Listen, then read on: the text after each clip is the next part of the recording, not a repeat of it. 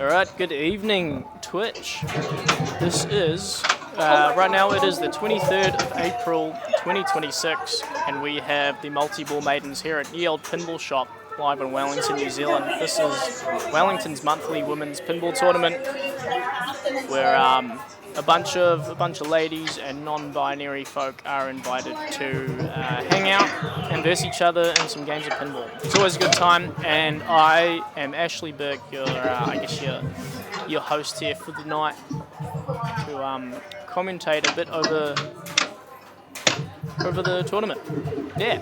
So right now we have Black Hole. We got Esther up right now. I think she's player 1, ball 3. Player 1, and she actually has, I believe, she's completed all of her banks of drop targets. If she goes down to the black hole itself, she is in for a lot of points that can be collected in bonus and can be multiplied. But no, nothing in bonus. However, 200k is not a bad effort. Sometimes just going for those drops can be worth a decent amount of points. I find if you go bottom all day, it's a bit of an all or nothing strategy. There we go. Agalia finds that right in lane. Not really a shot you can often deliberately aim for. Here we go. I'm just going to share this stream onto Twitch, get a few folks in.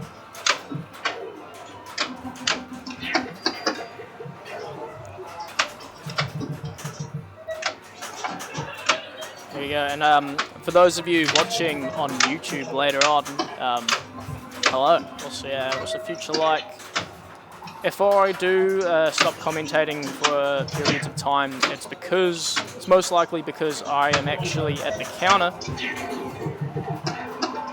at the arcade right now and will be serving customers in between commentary. Anyway, just sharing this link now, trying to multitask the best I can.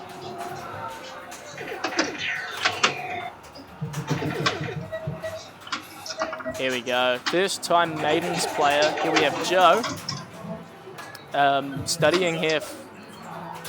She is in New Zealand to study. She is originally from the States, and she said that her and her dad would play a lot of pinball at bars local to her as a kid, and they would go to the Pinball Hall of Fame every time they were in Vegas, which is an awesome destination that I hope to make it to someday. There you go. She got super unlucky there on the right. I think that is game. I think Joe takes third. Esther takes... Ooh, Esther just takes second. And Agalia by a hair overtakes Esther, taking first place. Good job, guys. We will swap over to the other game, and that is a bit more of a recent title. Here we go. James Bond. George Gomez on design. George Gomez, seems to have his fingers in every sort of pie at Stan. Fun fact, he didn't only design this game, he also 3D modeled and sculpted the car you see on the right. I can't remember what the name of that car is, but it's a pretty sick mech.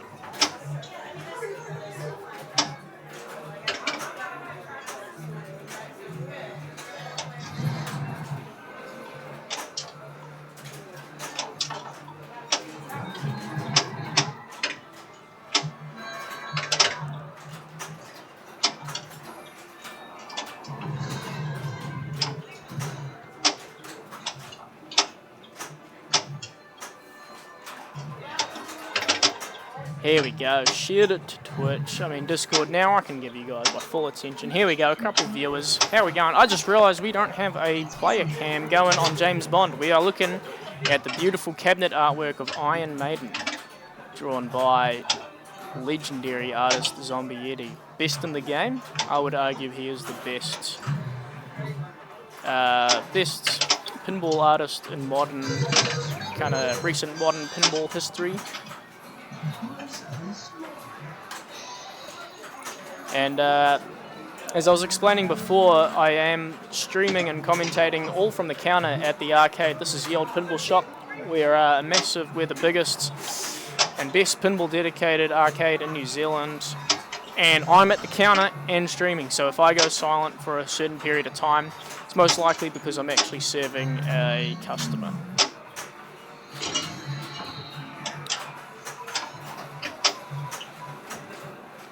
Here we go, player 4, I can tell you who it is. It is Jennifer Bays. Here we go, is this ball 1, ball 2? Let me see if I can change that for you guys.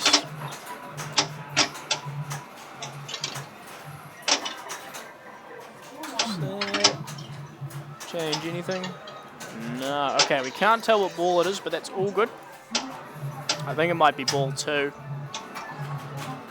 Here we go. Player 4, ball 2. I think that was 2 balls locked from Jennifer's end. If she hits that right ramp, she can start a mode and then hit that center shot for multi-ball with a bit of mode action. Here we go. Or just take the multi-ball as is. I find this to be a very lucrative multi-ball if you can play it right. If you can get a few multipliers in there and then cash out a super jackpot, it's probably some of the biggest points you can get early game.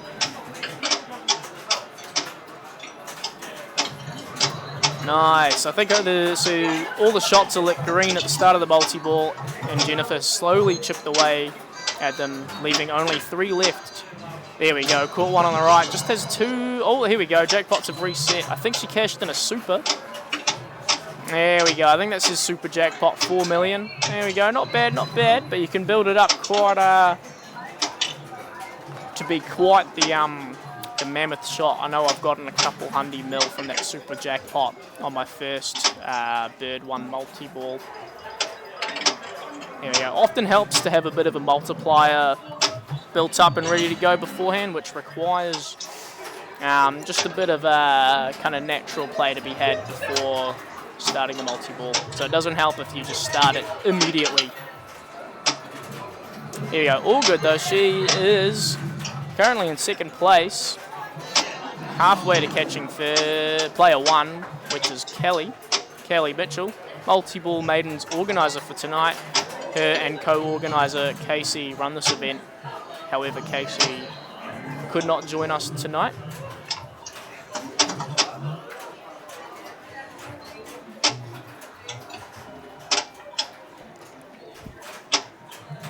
And if I get a second, I might wave down photographer and employee here, Hugo Strang, to see if he can adjust that player camera for us live on air. Only the best pinball content here in Wellington, New Zealand. This is ye old pinball shop. Here we go, into ball bonus, 4 mil, ain't bad. All right, here we go. I believe this is, I want to say this is ball 3 now. Nice. Kelly doesn't get manages to collect the skill shot off the slings. We take it. 3 million.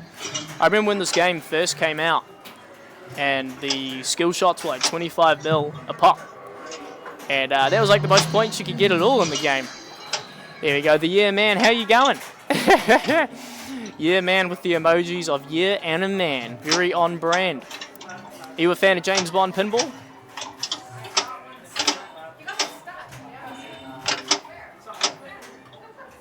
There we go. I think I hear of a customer has a ball stuck, so hopefully I don't have to go over there and sort it out, but we'll see.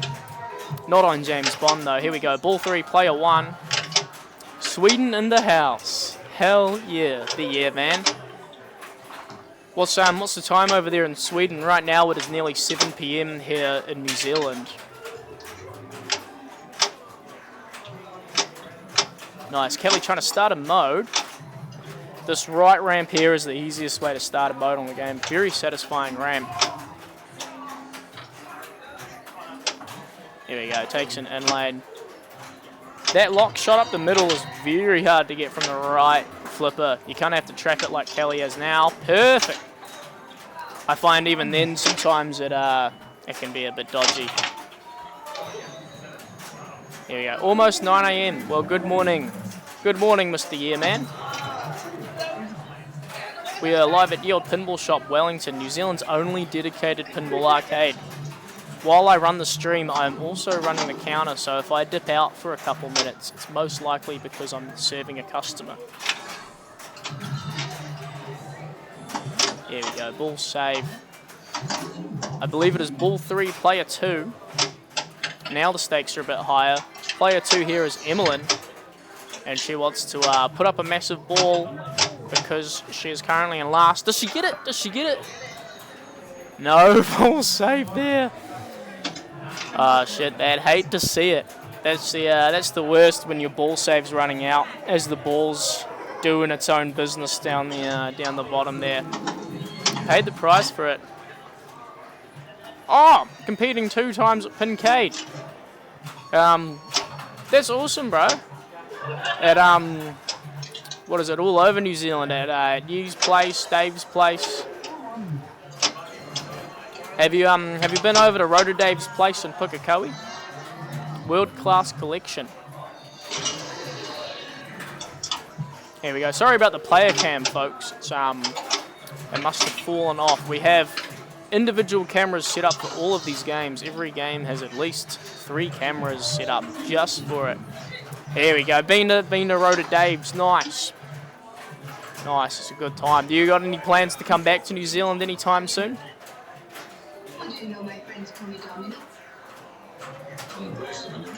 There we go. Where's the ball gone? I think it's on that scoop on the left.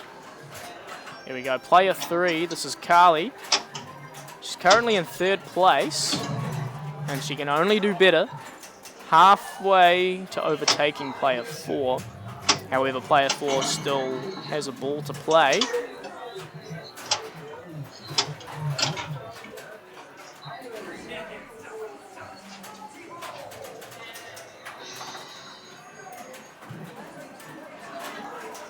There we go. Ooh. All right, end the ball. But hey, 8.5 million doesn't get her over the mark to 2nd place. Oh yeah, no, no player can. But here we go. Player 4, Jennifer. This is the ball she wants to overtake Kelly. Player 1, who has nearly 60 million. Jennifer is halfway there. I think she's just started Jetpack Multiball. Here we go. Setting up my own pin. Setting up your own pin place in Stockholm. I'm a bit busy for sure in the future. Oh yeah, setting up your own place.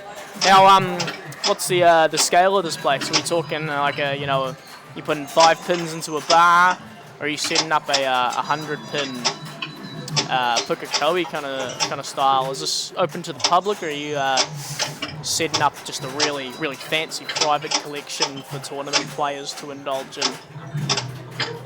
Here we go, Jetpack Multiball. This is the money time. 10 million away from Kelly. Every shot's lit for jackpots. I don't think they're worth too much, but it's points nonetheless. Taking some tilt warnings. Don't want to go too hundies. You can stop shaking the game now, Jennifer. You don't want to risk tilting it, especially when you're so close to overtaking Kelly for 1st place. Small 20 games, more events. Nice. Now that's similar to what we are here. We've got, I want to say we have 28 games in the arcade right now. And it is perfect for like medium-sized events. We have a tournament here every month. 1st Thursday of the month, Poneke Pinballers. We have a monthly women's tournament, and every quarter we have a big pump and dump style tournament here too. As well as in July, we are hosting a 40-person tournament, the Kiwi Capital Silver Ball, along with many side events. Here we go. I believe Jennifer is overtaking Kelly.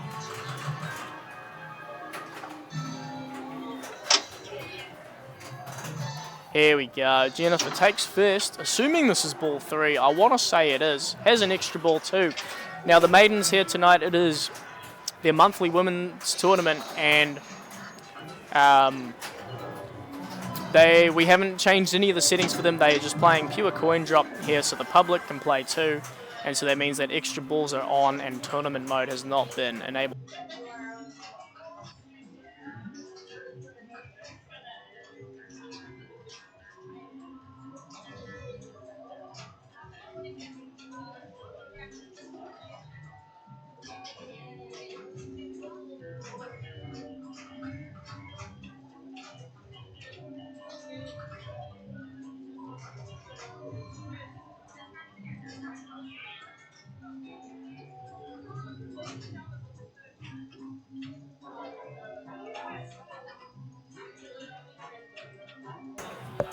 Here we go. 30 games, Mr. Yeah, man, that's a lot. What was the first game you bought?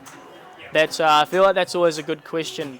Did you buy it because you loved pinball beforehand, or did you just buy a Batman pinball because you loved Batman? Here we go. Hugo fixing the camera for us. Here we are.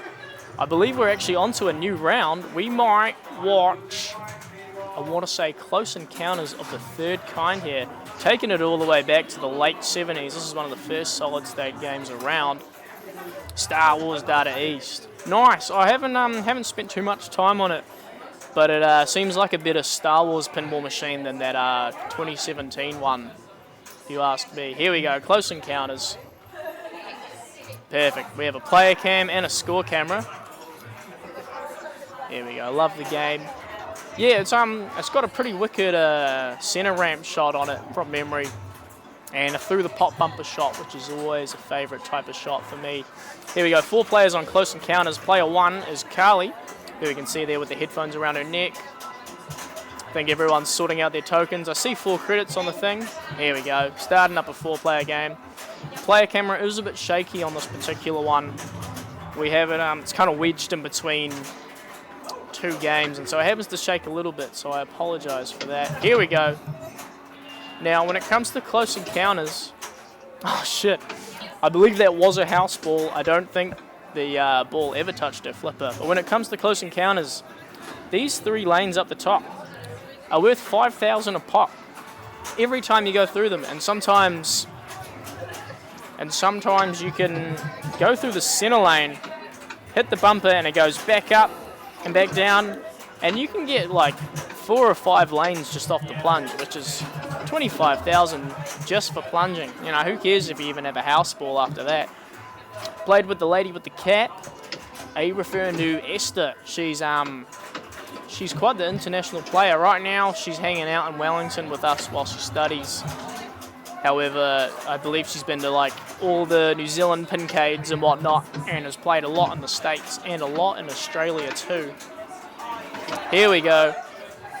This is Joe's first multi-ball maidens tonight. Shit, takes it through the center, but that's all good. Joe was telling me her dad used to take her to bars as a kid, and they would play all the local games, which is awesome to hear. She said Lord of the Rings was one of the games she played a lot, and we have one here, so she was very excited to see that. Nice. Agalia has become quite the regular tournament player this year, attending all the maidens and I believe all the Pointer pinballers, and her skills have improved massively. Oh, what a great spinner shot. Has it lit too? I think as we into the second half of 2026, we're going to be seeing more of Agalia in the finals positions. Here we go. Takes the secret outlane. Close Encounters has a, or at least this copy has a secret outlane here on the right. You think you're safe because you get some points, but then it comes down here, hits the top of the sling, and goes straight into the outlane. Very hard to nudge your way out of that scenario. However, once you're prepared for it, you can take the appropriate measures to nudge beforehand, if that makes sense.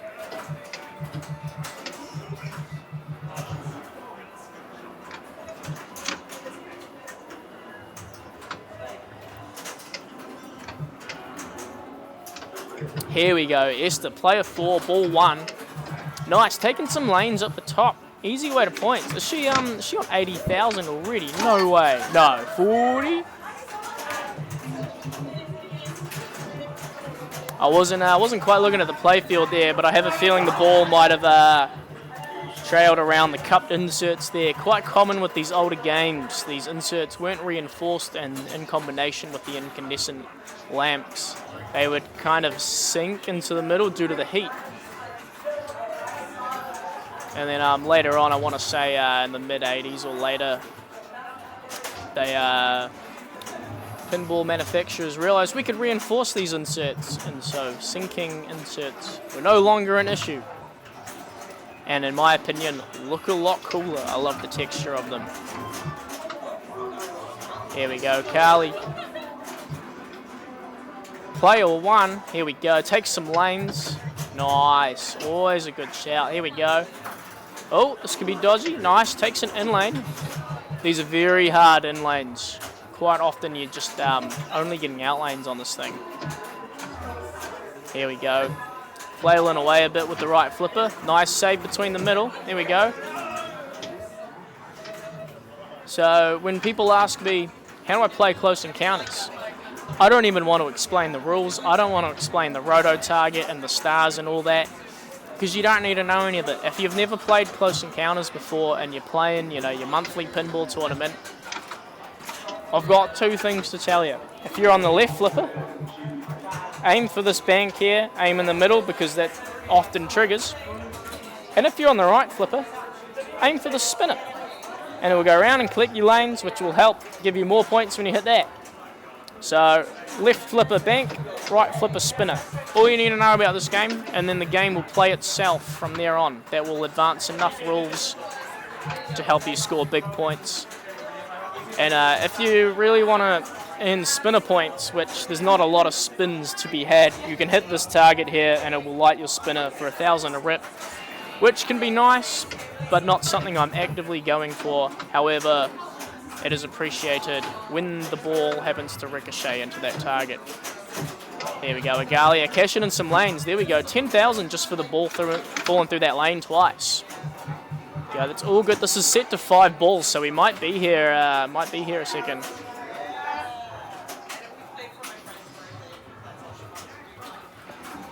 Here we go. It's the player 4, ball 2.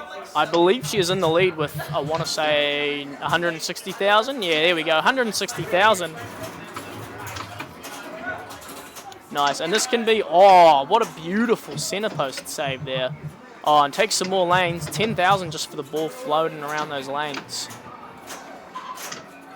There we go, nice, takes a fat shot at that roto target. That roto target's a bit dodge in my experience. Sometimes it's working perfectly and other times it's not aligned correctly and none of them register, which can be crucial to building up your bonus X.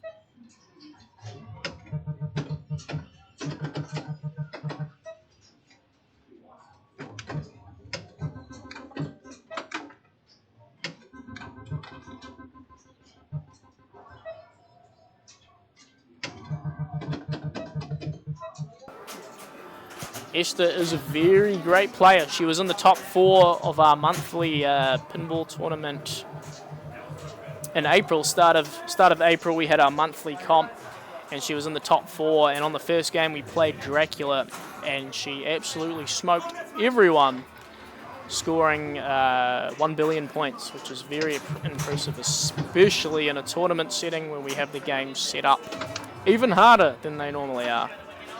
There we go. Carly juggling the ball around, dancing with the in lane. Nice, there we go. No out lanes for Carly. Beauty. Oh, that was a pretty unfortunate bounce there off the rail.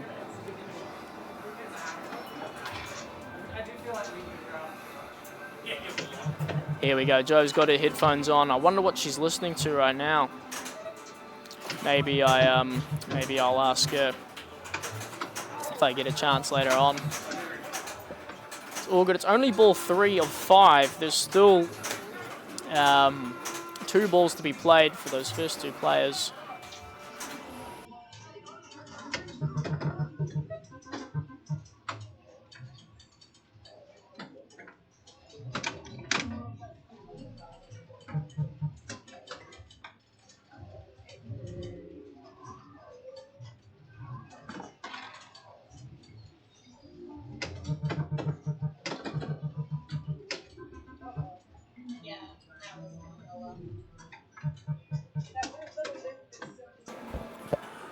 Nice, here we go.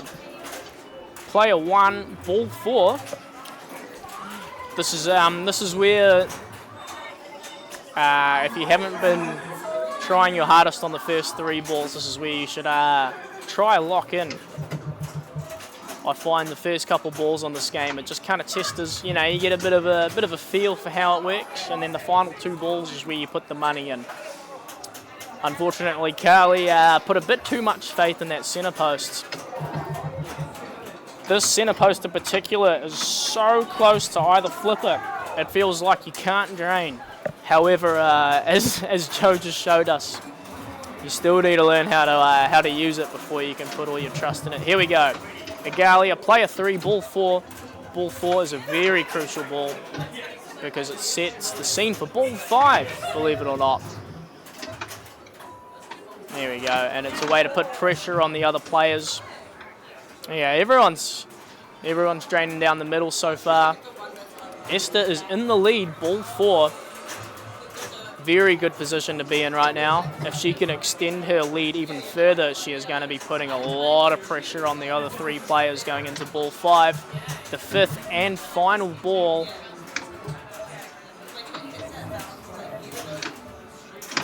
Nice, a lot of side-to-side action. Not what you want to see.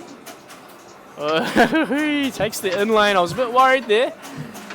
There we go. I think on that left flipper, she might be aiming for the 5 drop targets on the right. However, she might be shooting a little too late. There we go. She's nailing them now. And the arcade is very busy, so if I do dip out for a second, it's most likely because I am serving a customer. Beautiful center post save there. Nice. There we go.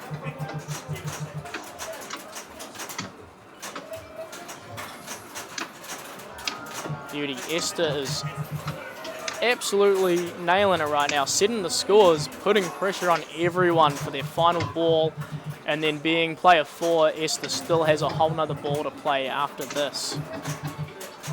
Woo, that was a fast outlane. However, that is a great score to have going into ball 5. She has practically triple what second place has right now. And with a game of this era and a game of this nature, house balls are on the cards. A house ball is where you plunge the ball and it drains before you even got a chance to flip. There we go. Carly tested out the secret outlane for us, and I believe she can confirm the secret outlane is working absolutely fine. Here we go. Come on, Joe.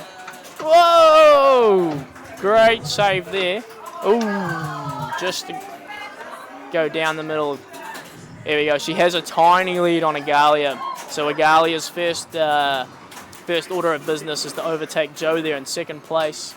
Just needs about 30,000 points. 5,000 just for plunging. Oh, here we go. 10,000 points away. Doesn't have it in bonus. About 7,000 in bonus right now. Oh shit, this could be bad. Oh no. Oh, I think she's got it. There we go. So, fun fact about the outlanes on this game. If you land on the left or the right outlane, it will give you the award for the left or right roto target at that time. So that could have been a few thousand for her just for draining. Here we go, and Esther gets a bit of a victory lap here. Ooh! Short ball there for Esther, but that's all good. We actually have another game we can go to. Where are we? We can go to Dune.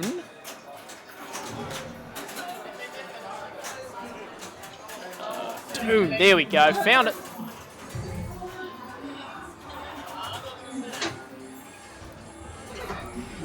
Easy as, here we go, Kelly playing. That is a wild player cam there. We are catching, it's a bit of a topper cam and a player cam. Seeing some fist pumps going around, maybe that was end of game. Oh, here we go. Fighter 3, enter your initials. Must have been a great game we just missed out on catching there.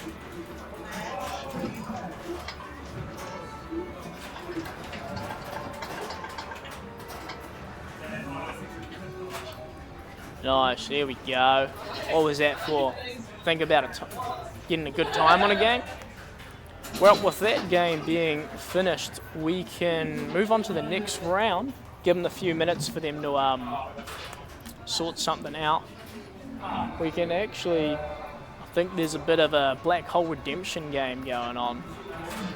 So we can check that out just for the couple minutes between rounds starting and finishing.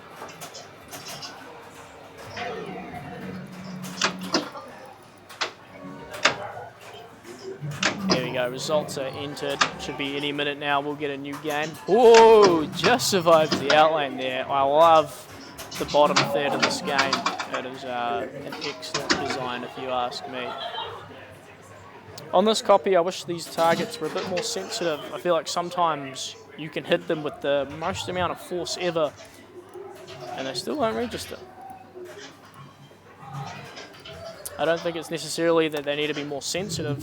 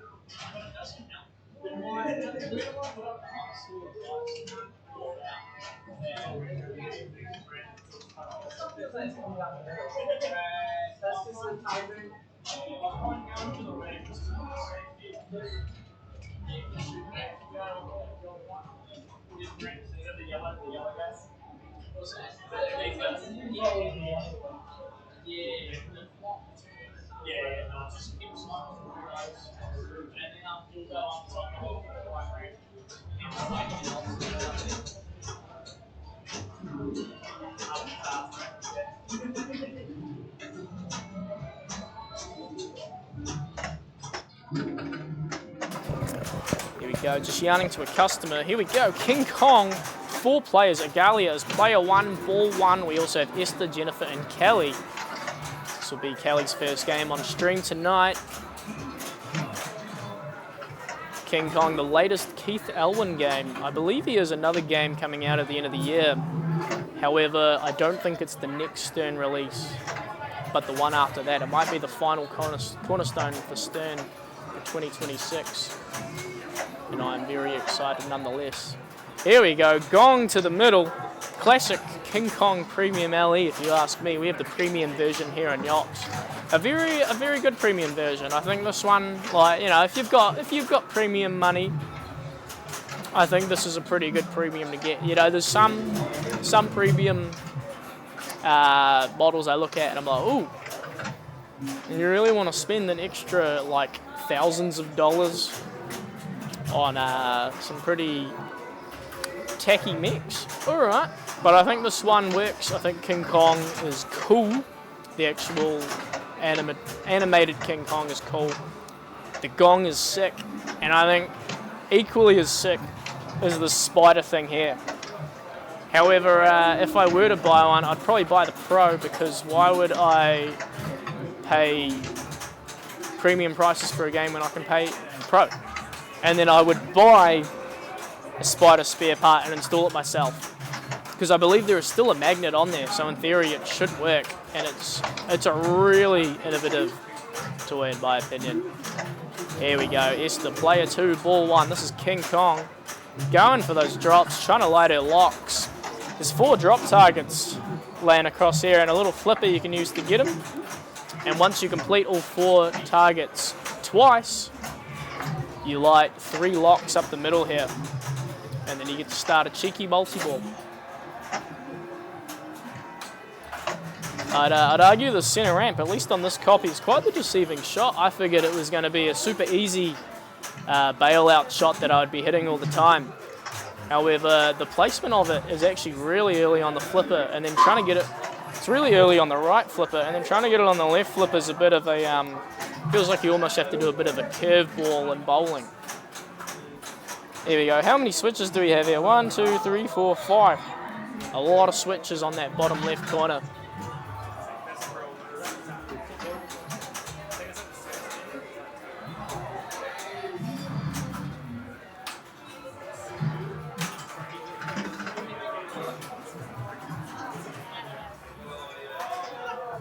There we go, player 3. I think someone next to them is having the glass come down. Here we go, we can turn into the game next to everyone. Hugo coming in, getting the glass off. I think they tried to tilt it out.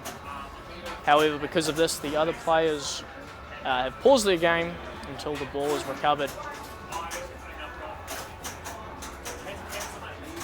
Here we go. Now we go back to King Kong. Jennifer, player 3, ball 1. No one's put up a massive lead yet. However, Esther has set herself up to get a multi-ball in the coming balls. Here we go. Nice. While you got that ball save going, I think it's a wise idea to start bashing away at that gong, because you really don't want it to come back and bite you like it did Agalia there on her first ball. Here we go. Nice shot to the spinner. Very satisfying shot. Very innovative layout. You know, it's easy to create a weird and wacky layout with all sorts of flipper combinations, but it's another thing to actually make it a good layout. To make it actually work and for it to be fun is a whole nother thing. If we think back to games like Halloween Ultraman, it's a very unique layout. Lots of crazy shots and ideas on it. However, just because it's unique doesn't mean it's necessarily good. Whereas King Kong is a very unique layout and works very well. Nice, player 4, ball 1. Here we go, Kelly. Kelly is running the show tonight. There we go, doesn't quite get the skill shot, but that's all good. I find the spider skill shot on this game super difficult. When you get to the Deadeye mode, it can be very tricky to get either one of those skill shots. Nice, Kelly clicking some climb arrows. It's been a while since I played King Kong, man. I miss playing it. It used to be closer to the counter, so I used to play it quite a lot. Now we've chucked it down the back in the Elwyn corner. We've got 4 Elwyn games all in the corner by themselves. We've got Iron Maiden, King Kong, Jurassic Park, and Godzilla. There we go. Would love to add an Avengers and a Jaws to that corner someday. There we go. Agalia testing out the ball save, trying to get control of the ball. Ooh. Now, I find Close Encounters and King Kong have very opposite style center post. The Close Encounters center post is like right here, if you see the little yellow dot I've drawn. Whereas the King Kong center post has to be one of the lowest placed center posts I've ever seen. Quite often I treat it like it's not even there. Oh shit, that might be ball 2 done for Esther. There we go, no ball save, shit, short ball. However, she does have her locks lit for ball 3, so she does have a little safety net going. She's still leading the pack. Let's see what Jennifer can do, ball 2. I think the player cam is a bit delayed from the actual playfield cam. Here we go, locks her first ball. Nice.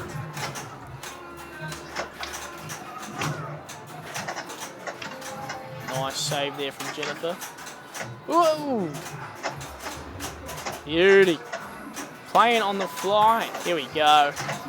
I find this can be a very rough game to play on the fly because of how close some of the shots are on this. Can send the ball back quite wide angles. Here we go. 2x playfield going. This is the time for some points. Nice. Not making the shots I think she's trying to make at this point, but that's all good because the ball's still going. She's got 2x going and she's 2 locks away from multi-ball. That's all good. Her and Esther in a very similar boat right now. They're both very close to starting their multi-ball going into ball 3 and on very similar scores. Here we go. Kaylee, player 4. Yeah, that playfield cam's definitely a bit ahead of the player cam, or I should say the player cam's a bit behind. Looked like a ghost was plunging the ball for a second. Here we go. Kelly trying to shoot for that gong. Ball save's still going. Here we go. Maybe get some drop targets down and progress towards that multi-ball. Might be a good shout. Doesn't quite make the ramp. Let's see if that gives it back. Yeah, I thought so. There we go. Trying for that gong, very hard shot and can be a very punishing shot even when you make it. Oh shit, that just fully rejected on her. That's quite dogs if you ask me. Nice, into the cave shot. That cave shot is very satisfying. And very reliable in my opinion. Ooh, takes an outlane there. It's a real shame she didn't get that mode shot, how it rejected on her, because that would have been a very different ball regardless, especially considering she wasn't trying to progress towards a multi-ball of any sorts.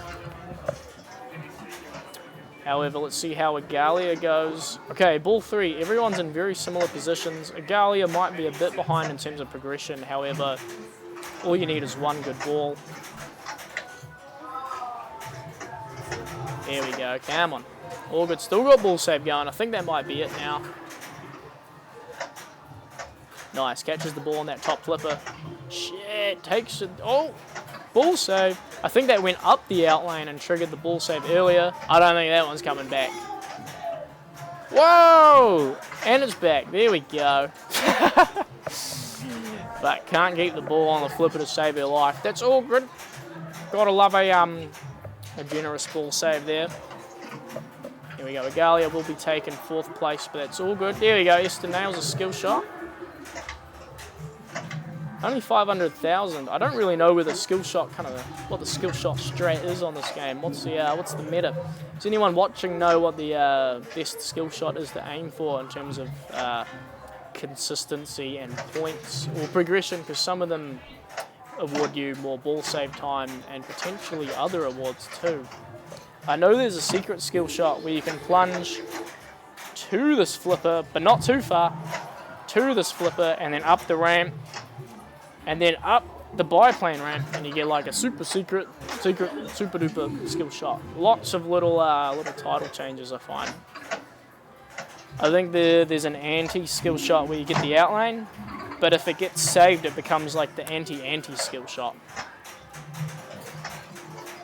Here we go, lock 2. One more shot up the middle for multi-ball. Let's see.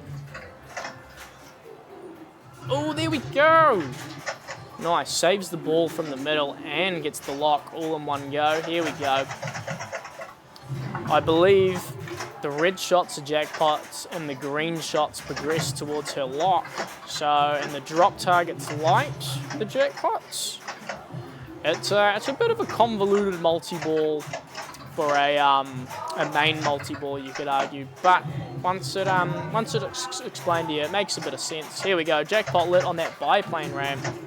I think that's about 10 million for that super jackpot on the biplane ramp. And if she's able to get that last green light, it will light the center shot to lock a ball.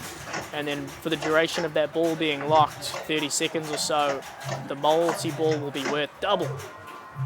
So very important to aim for. Happens very naturally as you play it. Okay, not the strongest multi-ball. However, Esther has positioned herself with quite a lead on the other players.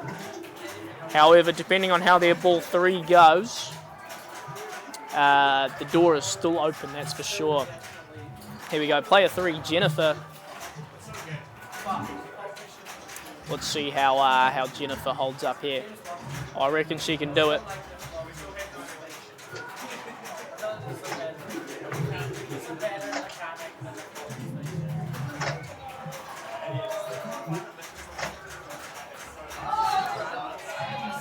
Nice, here we go. Oh, what happened there? Did it not register? Because it should give a virtual lock of sorts. Oh, that was ratchet. Didn't give her second lock. Catch you later, bro. There we go. Multi-ball started. Just needs 20 more million to secure a position above Esther, securing second place and putting her in first place. Here we go. I believe her lock's already lit up the middle. Fuck, she did that fast.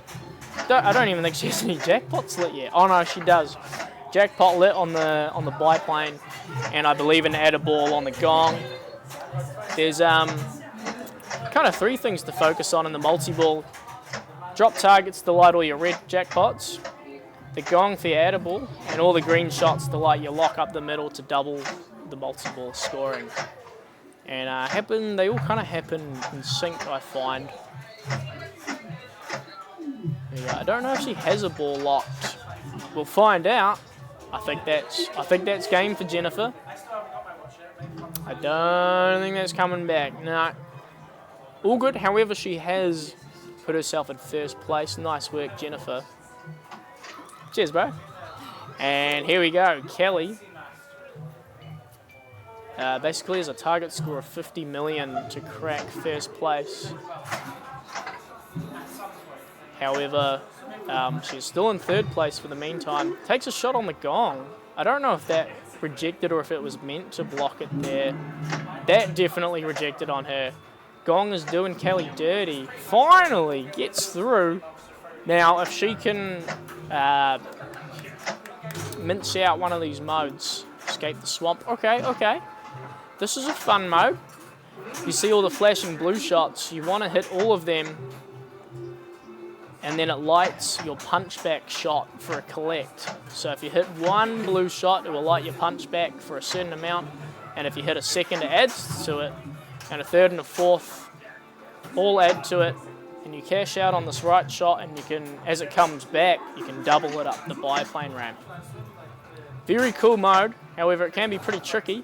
Takes her spider multi-ball, a pit multi-ball, into the mode. Can be very lucrative as long as she makes sure to keep her right orbit open so that she isn't blocking that shot on accident by trying to flip for another ball. Here we go. Takes a shot. Perfect. How much is that?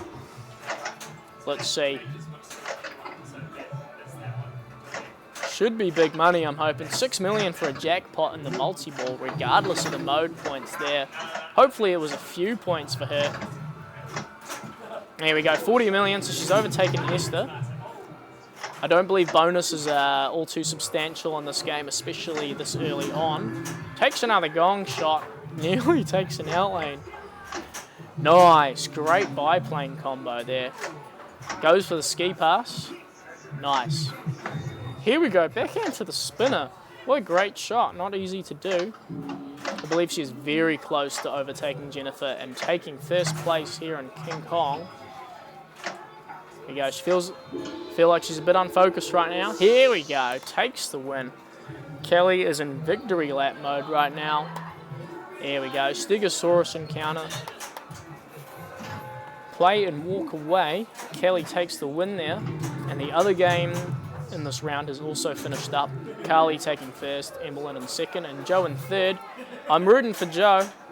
I'm hoping she gets a win in the coming rounds. We'll wait for these scores to be submitted, and then the next round should start soon. I'm hoping we maybe get to see a bit more black hole action.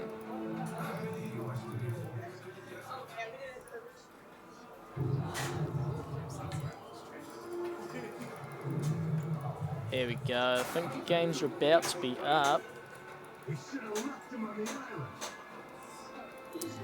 Nice. We will watch a bit of Johnny Mnemonic, I reckon. There we go. Not a game you see often.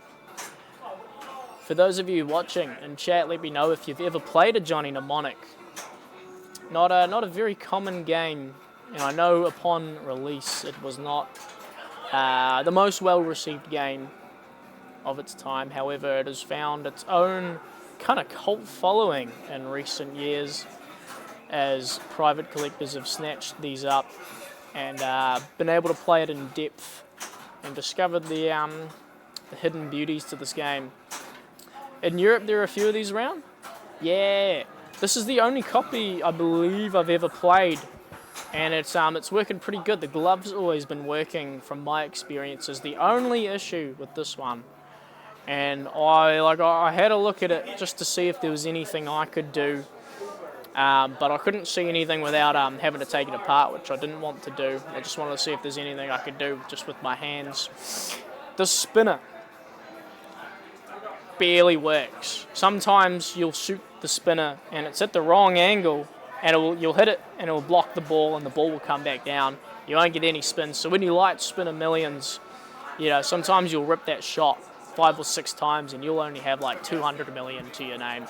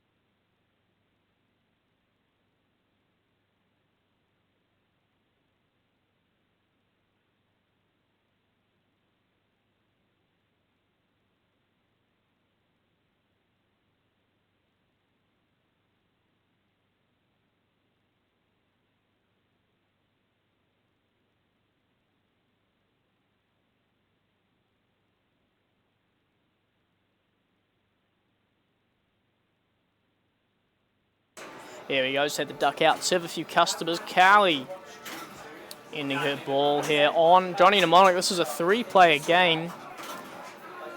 Oh, there we go. She was player 1. 373, not a bad start. Here we go. Kelly Mitchell, Multiball Maidens organiser tonight. Her co-organiser, Casey, unfortunately couldn't make it, but together they organised the Multiball Maidens, Wellington's monthly pinball tournament, a place where women and non-binary folks could all hang out and smash some pinball together. It's a very cool time, and I feel very privileged to be able to share it on Twitch with you guys watching. Nice. There's a few ways you can tackle Johnny Mnemonic if you're going, I find most tournaments, you're just going for kind of medium points here. You're not going for a 10 billion strategy. You're just trying to get a few billion under your belt. Very high scoring game, a bit like Attack from Mars. And one of the strategies is going for locks. You can see Kelly's got both these shots here, lit for her locks.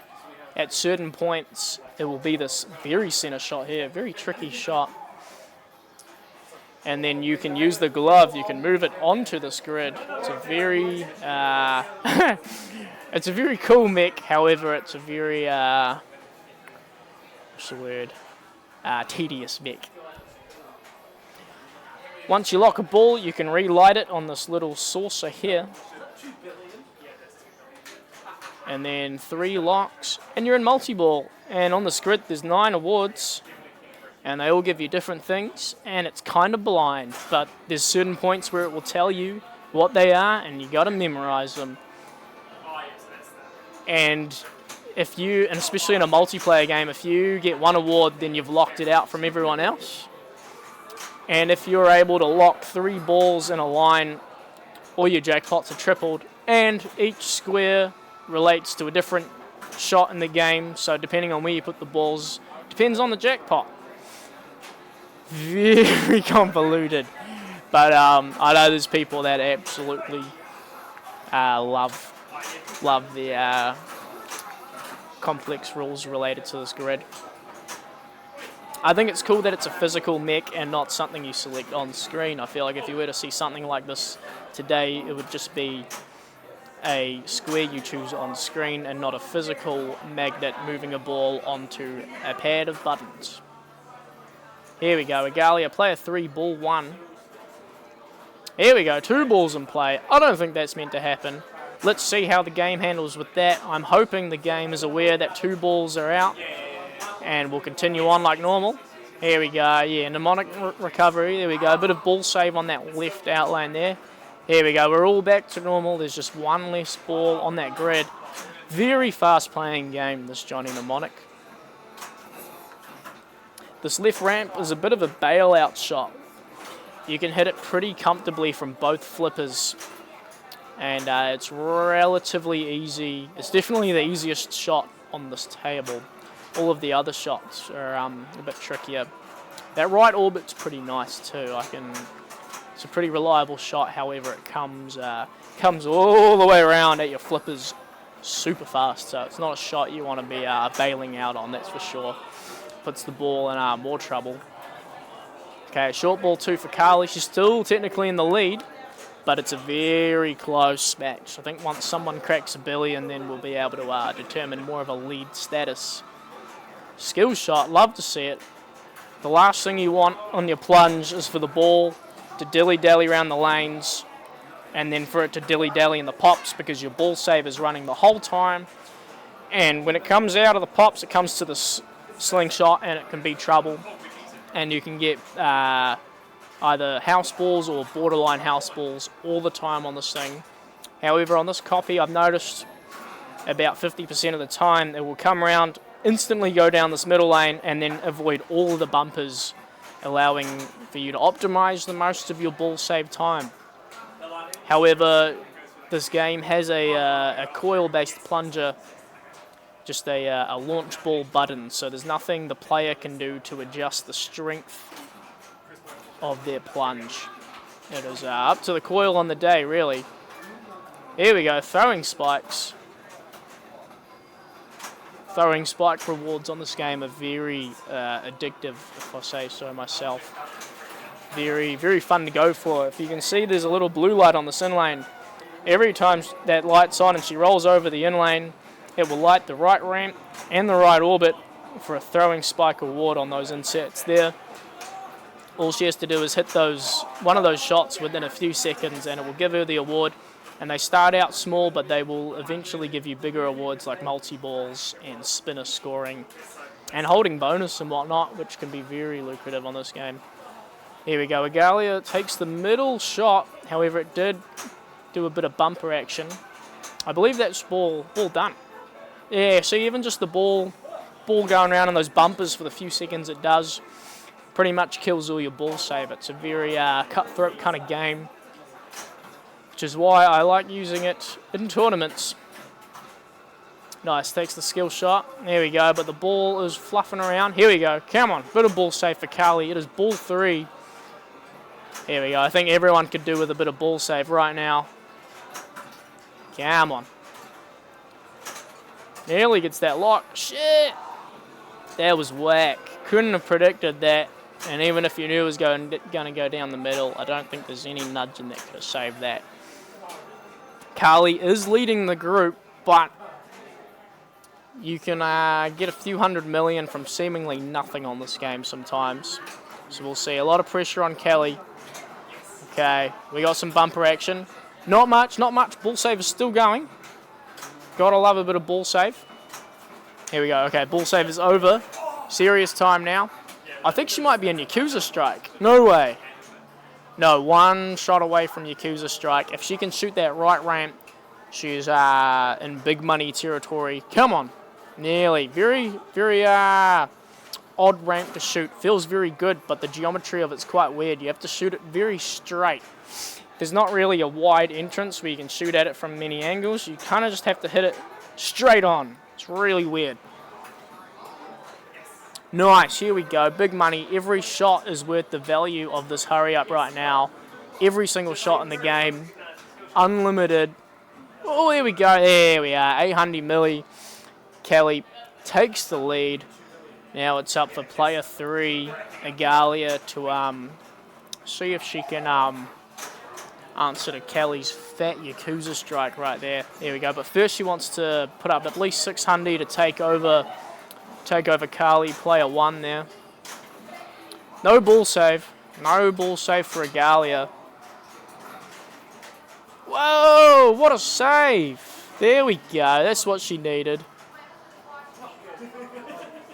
Nice. Great. There we go. Just keeping control of the ball. Don't want it going too fast. Nice. Here we go. Makes a shot. Coming around slowly. Perfect. Great ball control. Agalia, I believe, is going to be soon one of the higher competing tournament players here in Wellington. Plays in a lot of tournaments. Here we go. Traps the ball. You know when you watch someone play and they've got the knack for it? I don't know if Agalia necessarily has the game time at the moment, but with all these tournaments she's been playing and with this this knack that I'm seeing in her gameplay, I reckon she has the potential to be one of the higher ranked players in the country. Not that ranking's everything, but I think she's got that potential up her sleeve.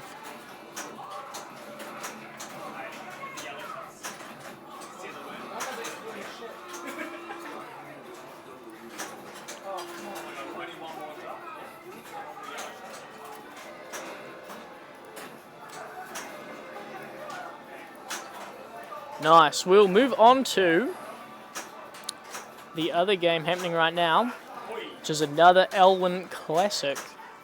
I think we can call it a classic now, right? 2019 Jurassic Park. So it's, how old is that? What, 7 years old?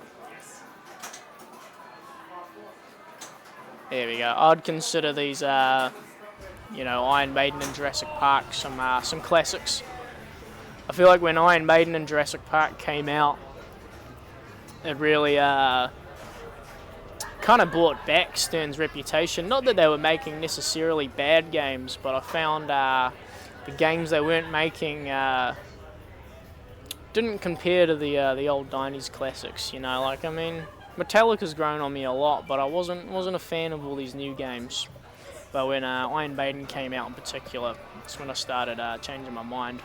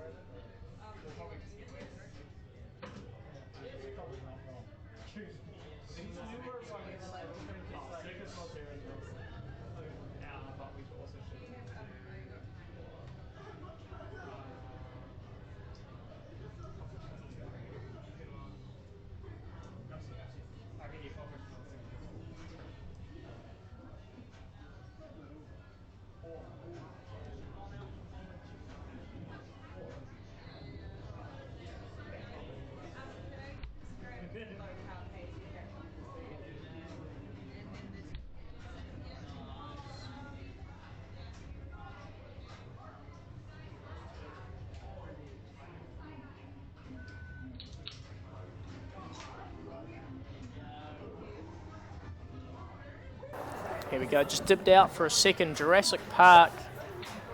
4 players on this game. Multiball Maidens. We are live in Wellington, New Zealand. This is New Zealand's only pinball dedicated arcade, and it's a good spot to be. It's a privilege to be able to share the Multiball Maidens with you guys. This is our monthly women's tournament, organised and run by Kelly and Casey, and originally started by one of the old employees here who moved off to Brisbane a year or so ago, Sam Stonnell.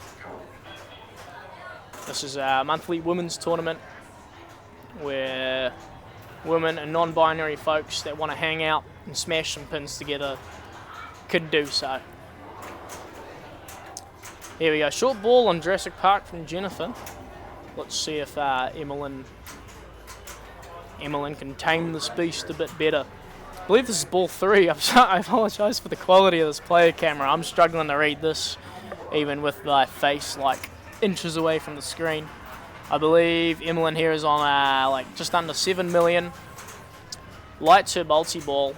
Very good position to be in. Might not even be her multi-ball. Might just be might be the next T-Rex event.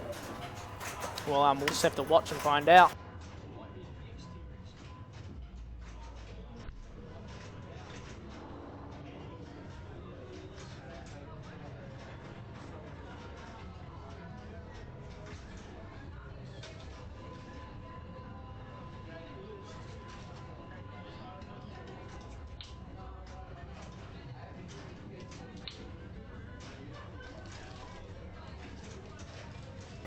Nice, here we go. Those in chat, you guys like Jurassic Park pinball? Or is that a bit overrated? Nice save from Esther there. She can start a paddock on that left ramp, which is a very nice ramp. Here we go. Chumbawamba 69-6. Beautiful name. Your wife would love this. Oh, I bet she would too. This is an excellent game. And I bet you would love it as well. But I take it she's a fan of the movies. Nice, I believe this is ball 3. T-Rex fed. Here we go, multi-ball action.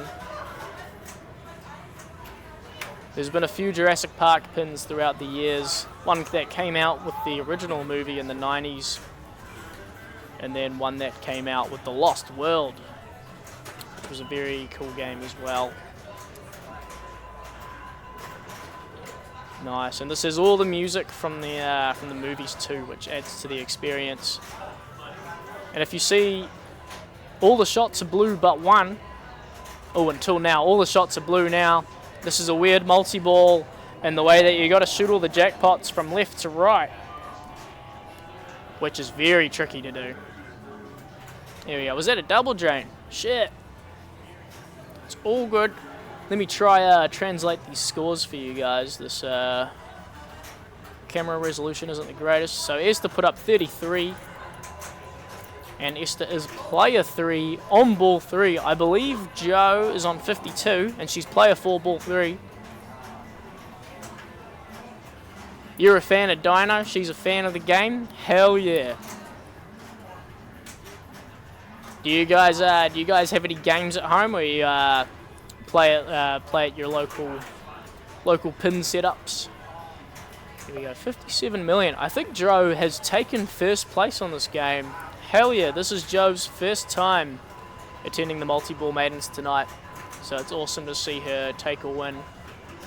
Take a win on these regular Wellington players. There we go, ball save. There was a good code update they did when they made both out lanes ball saves instead of the right one just being a Nedry award, which would often bait players into thinking there was some sort of savelet there and not just another scoring opportunity. All good there. I think she takes first. She doesn't look too impressed, so maybe I've read the scores wrong. But we'll see. 73. I think that's a first. Come on, Joe. We know. It's got to be.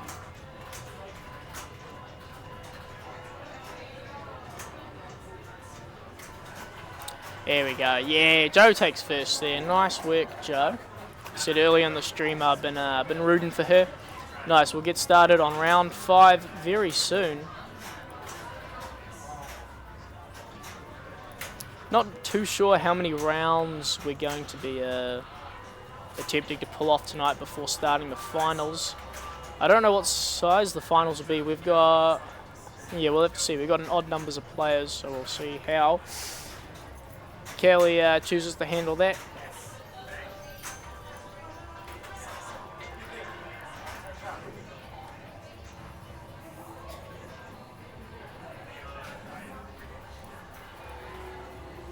Here we go. I'm hoping we get some black hole action next round. Here we go. Grand Champion Oos 1.8. I'm surprised Paddy hasn't knocked that off yet. Not an easy score to get. There we go. I saw Kiwi Frenzy and Daemons in there too. Round 5. Should we watch The Mandalorian or Johnny Mnemonic? I'm thinking we go back to Johnny because I know the playfield camera on The Mandalorian is kind of crap.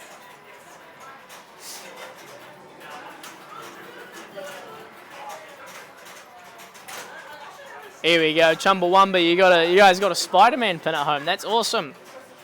It's a very cool game. I wouldn't mind having one of those at my disposal too. And you guys just play at home and drink and play. It sounds like quite the life. Spider-Man, pinball, and booze in the comfort of your own home. Sounds like a winning combo. Here we go, Johnny Mnemonic. I believe this game is 1995. Jennifer Bays starting us off. Not a game you see very often. I believe there was a person going around snatching up some old Johnny Mnemonics and converting them into a Matrix-themed pinball, as in redoing all the artwork. Which, I mean, if you're going to redo any game, you might as well redo the Keanu Reeves game with a better Keanu Reeves theme. Nice combo into that left ramp. The left ramp on this game is beautiful. There we go. Takes a left outlane ball save. I'm not too sure how you light that ball save. I believe it might be hitting this target twice, which doesn't look like the safest target to be hidden, if you ask me. There you go. The only shots that are really safe to be hidden are the left ramp, and then the right ramp if you can even make it. And then whenever you have anything lit to divert the ball on these two shots, they're safe as well. But you won't catch me shooting much else on this game. Definitely not going for this left orbit unless there's an extra ball or something going on it. I'm never really playing the modes, so I've never explored too much outside of the ramps and throwing spikes. Nice, got a bit of a multi-ball going. Touch-tone multi-ball. Is this, I believe she just wants to shoot this middle shot here. This might have been an award from locking a ball. When you lock a ball, you get to choose where you want to place it on this grid of 9 up here. And it will give you an award based on the position. And the award changes every game. and it only lets you see what the awards are at certain points, so you have to memorize them. And also, if you decide to put your ball on a certain square, that will decide the fate of your jackpots for the multi-ball, and if you can do 3 in a row, it will triple all the jackpots. Very convoluted system there. However, the players that understand it, I believe, love it. Not a bad start from Jennifer. I believe that's 200 million. I've heard sometimes if you are able to navigate the video mode, you can still get 100 to 200 million out of that. Not that it's an easy video mode. I know, yeah, it's one of the worst video modes from this time. What are some of your guys' favorite video modes in chat? There's a lot that I like out there. I've been thinking about the Dracula one recently. We've had a Bram Stoker's Dracula to be exact. Had one of those in the arcade here since January, and it's been playing very nicely, and the video mode's very cool on it because you've got to shoot these wolves, and the longer you let them, or the closer you let them get to killing you, the more points they're worth shooting. So you kind of have to strategically let them get close and not just automatically shoot them. Nice. Esther locks a ball. If she wants to relight her lock, she has to shoot the saucer here. Not an easy shot, and quite a fast feed from it, I find. Can be a bit hard to react to.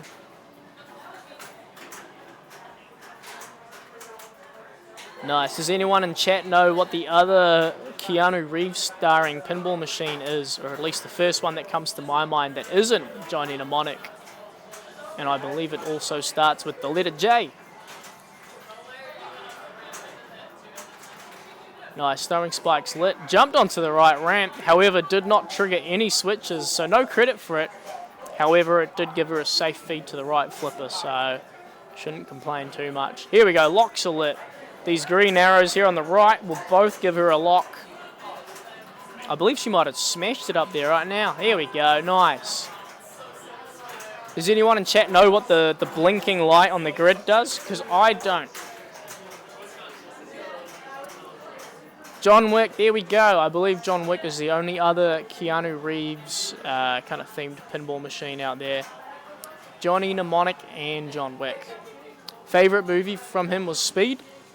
Yeah, me too. I reckon my favorite Keanu Reeves movie is Speed 2. That'd be a wicked pinball machine. Sandra Bullock on there. It's been a movie I've been trying to encourage my partner to watch recently.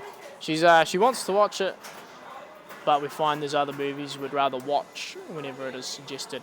Very cool movie though.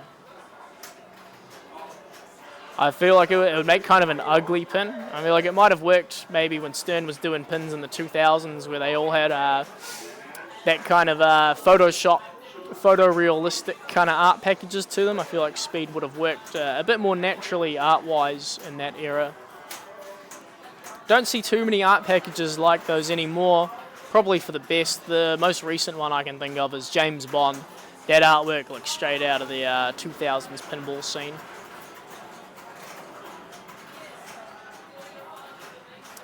Nice. Esther's been able to keep the ball in play for quite a while.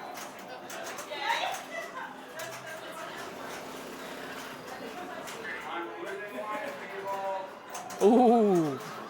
Here we go. Only 500 million. I feel like she was doing a lot there.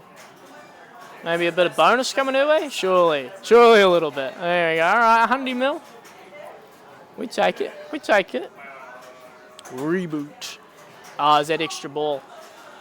Not playing extra balls here tonight. The Maidens are here just playing in the public setup right now, so we haven't turned any tournament settings on, and extra balls are still going, which is fun.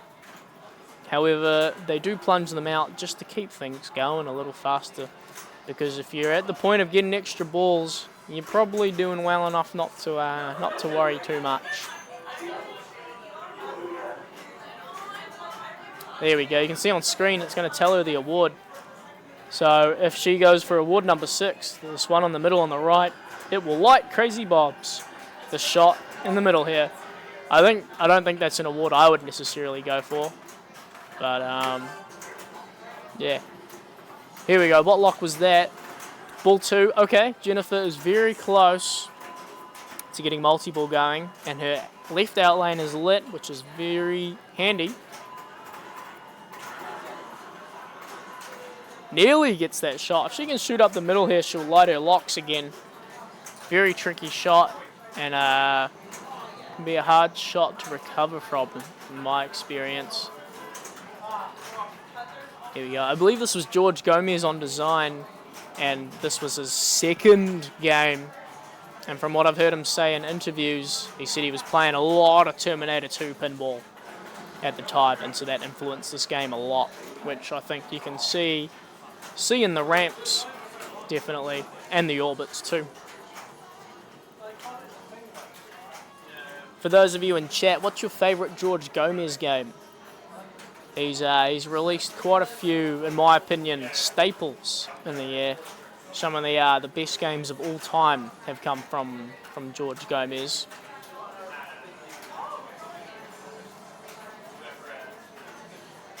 One of his more recent releases was Batman 66. With that real crazy turntable mech. We used to have that one in the arcade for quite a while.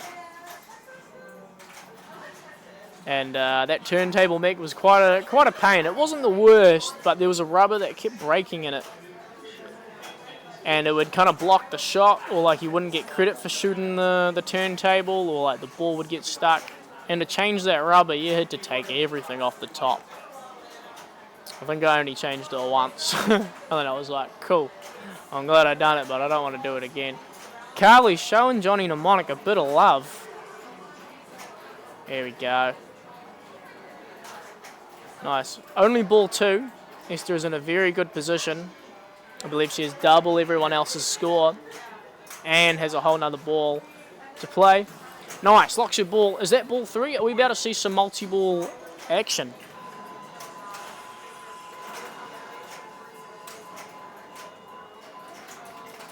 The Sopranos goes pretty hard.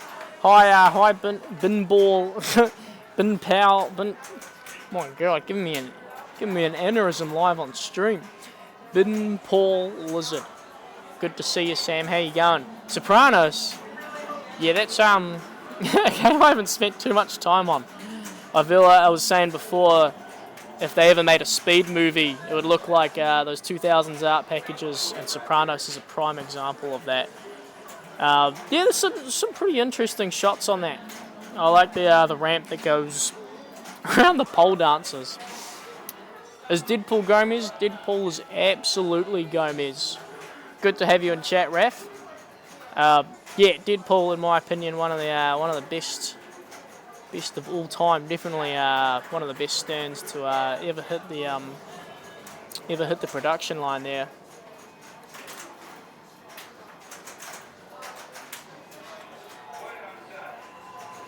Nice. I feel like Gomez either designs the greatest game you've ever played or one of the shittest games you've ever played.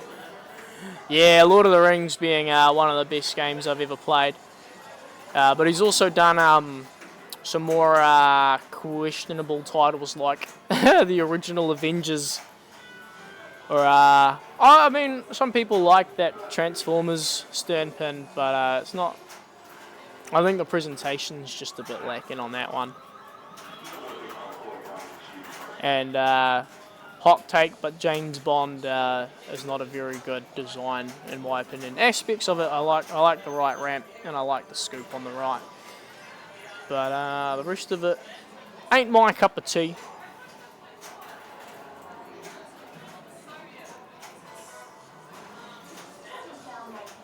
Gomez was also the one behind the Beatles. Not that he originally designed Sea Witch, but he was the one that took the Sea Witch layout and translated it to modern day, as in making sure the shots were a bit more dialed in and would work better with modern flippers and whatnot. What do I think of the new Lord of the Rings movie? I'm still yet to watch the old Lord of the Rings movie. I think I watched The Fellowship twice in the last couple years. But I don't know why I've never started the Two Towers. I need to get onto that. But I've seen all the Hobbit movies. Those were cool. I haven't seen them since cinemas, but as a little kid watching them in cinemas, they were cool.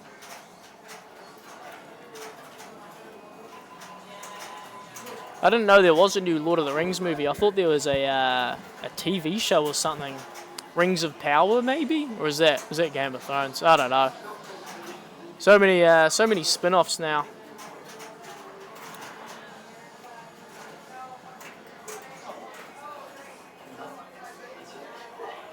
Here we go. Jennifer is in Multiball. For those of you looking at the chat, Pinball Lizard is actually the creator of the Multiball Maidens, the tournament we are watching tonight. She started it ages ago now. I want to say like 2023, and passed it on to Kelly and Casey when she moved overseas.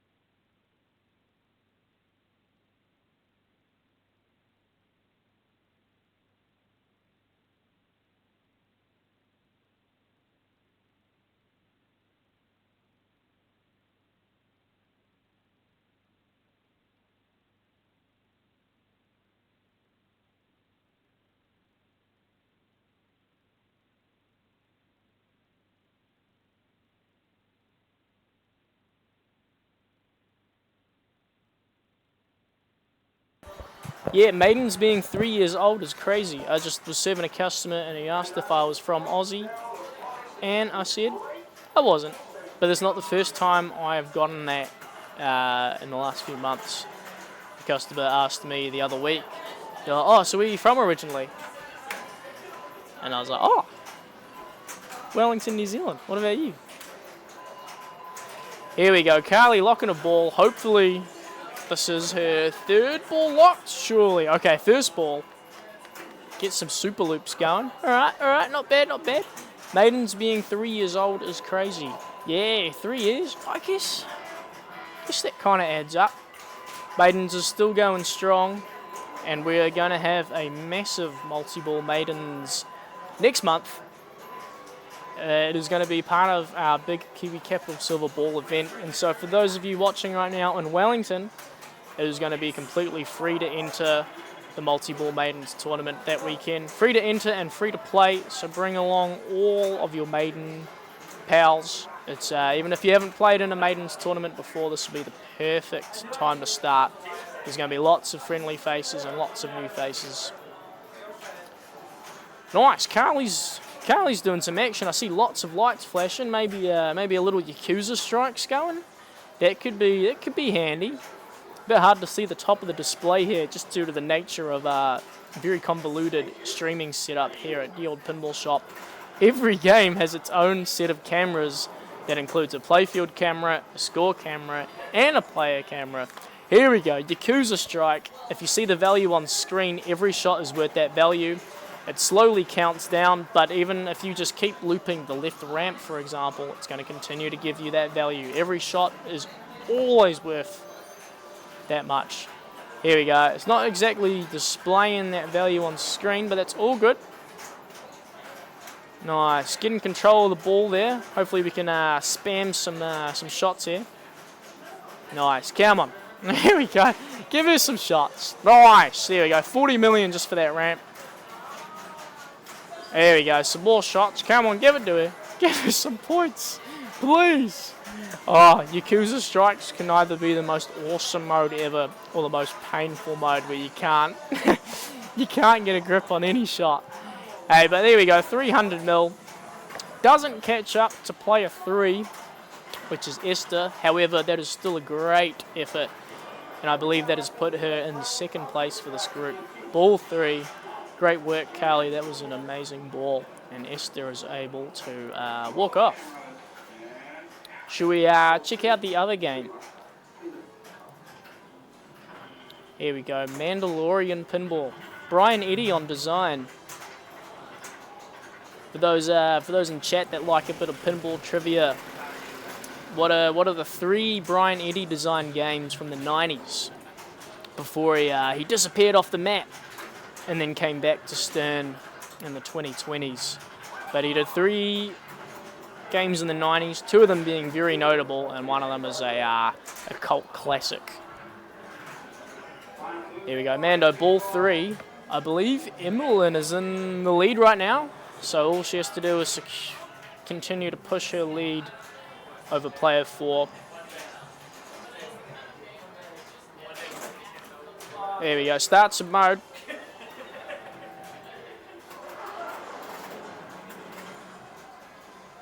Nice, all the yellow shots relate to her mode. I forget how the modes work in this game, because I know they have particular scoring based on the shots, and there's a certain way to not necessarily finish your modes earlier, but there's certain kind of shot or certain kind of maps that will take you further in the mode, and some that will finish it sooner for less points, so you can keep dragging it out and get some big points under your belt.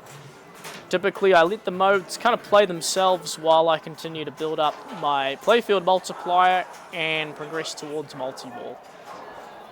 The modes are kind of just nice points to be had in the background when I happen to make a shot. Here we go, spam in the middle, come on. Brian Eddy, designer of this game, designed Medieval Madness, a very straight up the middle game, and he brought it back with Mandalorian. This is a very up the middle game. Great score from Emmeline. Currently leading the pack. Player 4 is Agalia, a player I was praising earlier as having the knack. Some people just have the knack for pinball, and I reckon once Agalia continues to keep playing, she's going to absolutely fly in the tournament scene once she gets a few more, bit more experience under her belt, because she's got the knack and got the kind of what am I trying to say? She's attending everything. She's really into it, if that makes sense. And so she's only going to get better from here, and I think she's definitely one of the up-and-coming players here in Wellington. Starts a multi-ball. Here we go. Oh, Chumbawamba 69. You don't have a Mandalorian over where you are. Whereabouts are you located, Mr. Wumba 69? I think Mandalorian was 2021, was the next game released after Led Zeppelin. We've had a few of them here in Wellington. They're a bit common in this in this city. However, when you've got a name like Star Wars and an art package like this, it just makes sense to be putting these on location. Nice, Agalia is close to securing third place. Nice, backhand onto the right ramp. That was beautiful. All good. Multi-ball ends a bit prematurely, but she can still start a mode. And she does have 2x scoring going. What a great shot. Oh, with the pass too. This is what I mean by Agalia. Just has the knack for it. Beauty. Great flipper control here from Agalia. Oh, shit. That was good. Oh, over San Antonio, Texas. You ever head to TPF?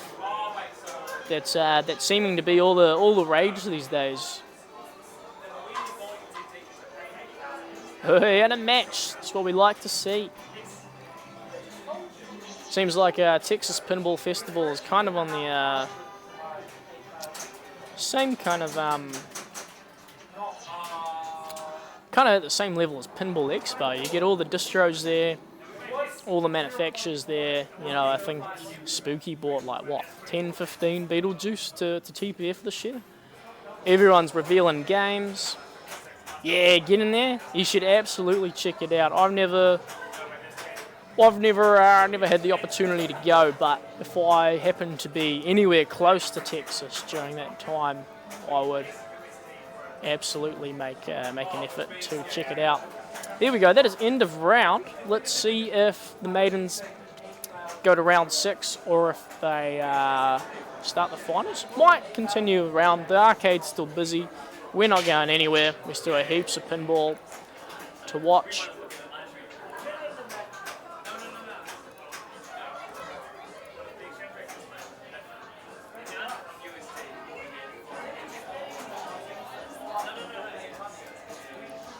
Nice, just getting the next round started up now. The answer to that Brian Eddy question from earlier, the Mandalorian designer, the 3 games he designed in the 90s. I believe his first game was The Shadow, which is the cult classic I was referring to, and then he did Attack from Mars and Medieval Madness, I believe in that order. Attack from Mars and Medieval Madness being some of the highest rated games you'll ever come across, and for good reason. Here we go, third round. We're going to start off with Close Encounters, and then I think we'll go to Dune after that. Close Encounters is set to 5 balls, which I think is very appropriate given the unpredictable nature of these older games.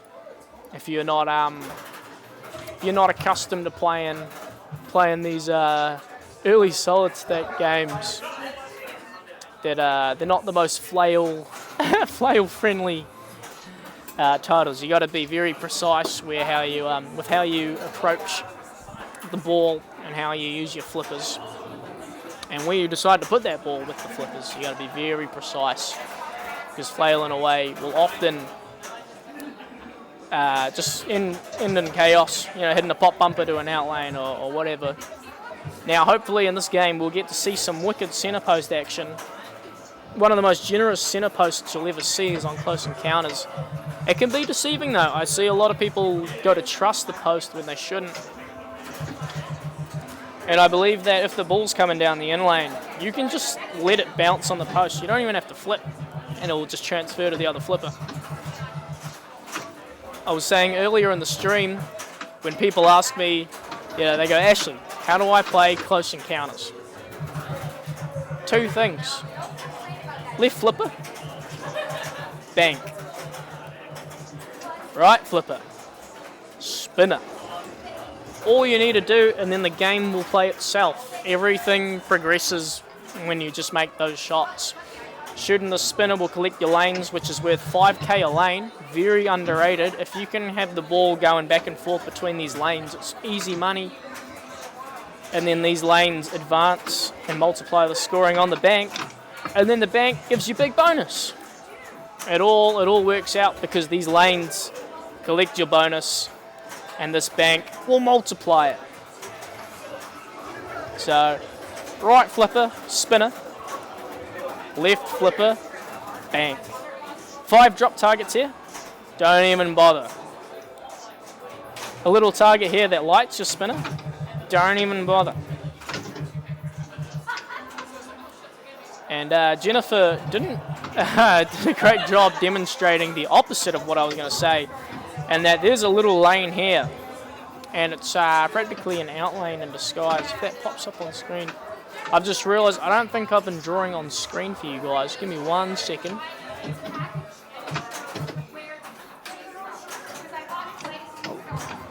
Do we see that? Here we go. Pen's going now. This lane here on the right, the ball will come down it, bounce, hit the top of the star post, right? Bounce straight down the outlane. Nothing you can do. Whoa, what a great centre post there. Nice. Jennifer does have her spinner lit, and it's not that I'm against the lit spinner, it's just the act of lighting it, I feel, isn't the safest. It's pretty risky given the reward.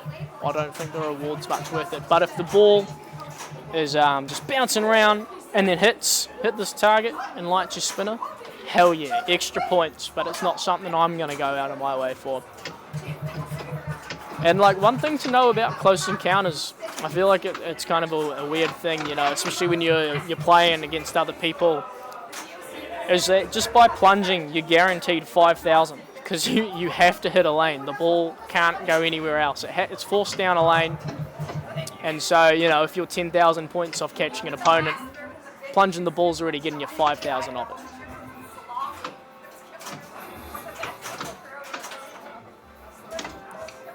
Nearly lights the spinner, and that's what I'm talking about there. That target led to her out lane there. Not ideal. Here we go, Jennifer, player 4, or no, 3 players. What am I saying? Ball 2 already. Player 3, Jennifer. Here we go. A lot of side-to-side action. Recovers. Here we go. Come on. Nice. Now we're safe. Nice. Snags that bank. That's what we like to see. All good. Jennifer, I believe, is nearly in the lead. Both players on 129,000. With a Galia, player 2.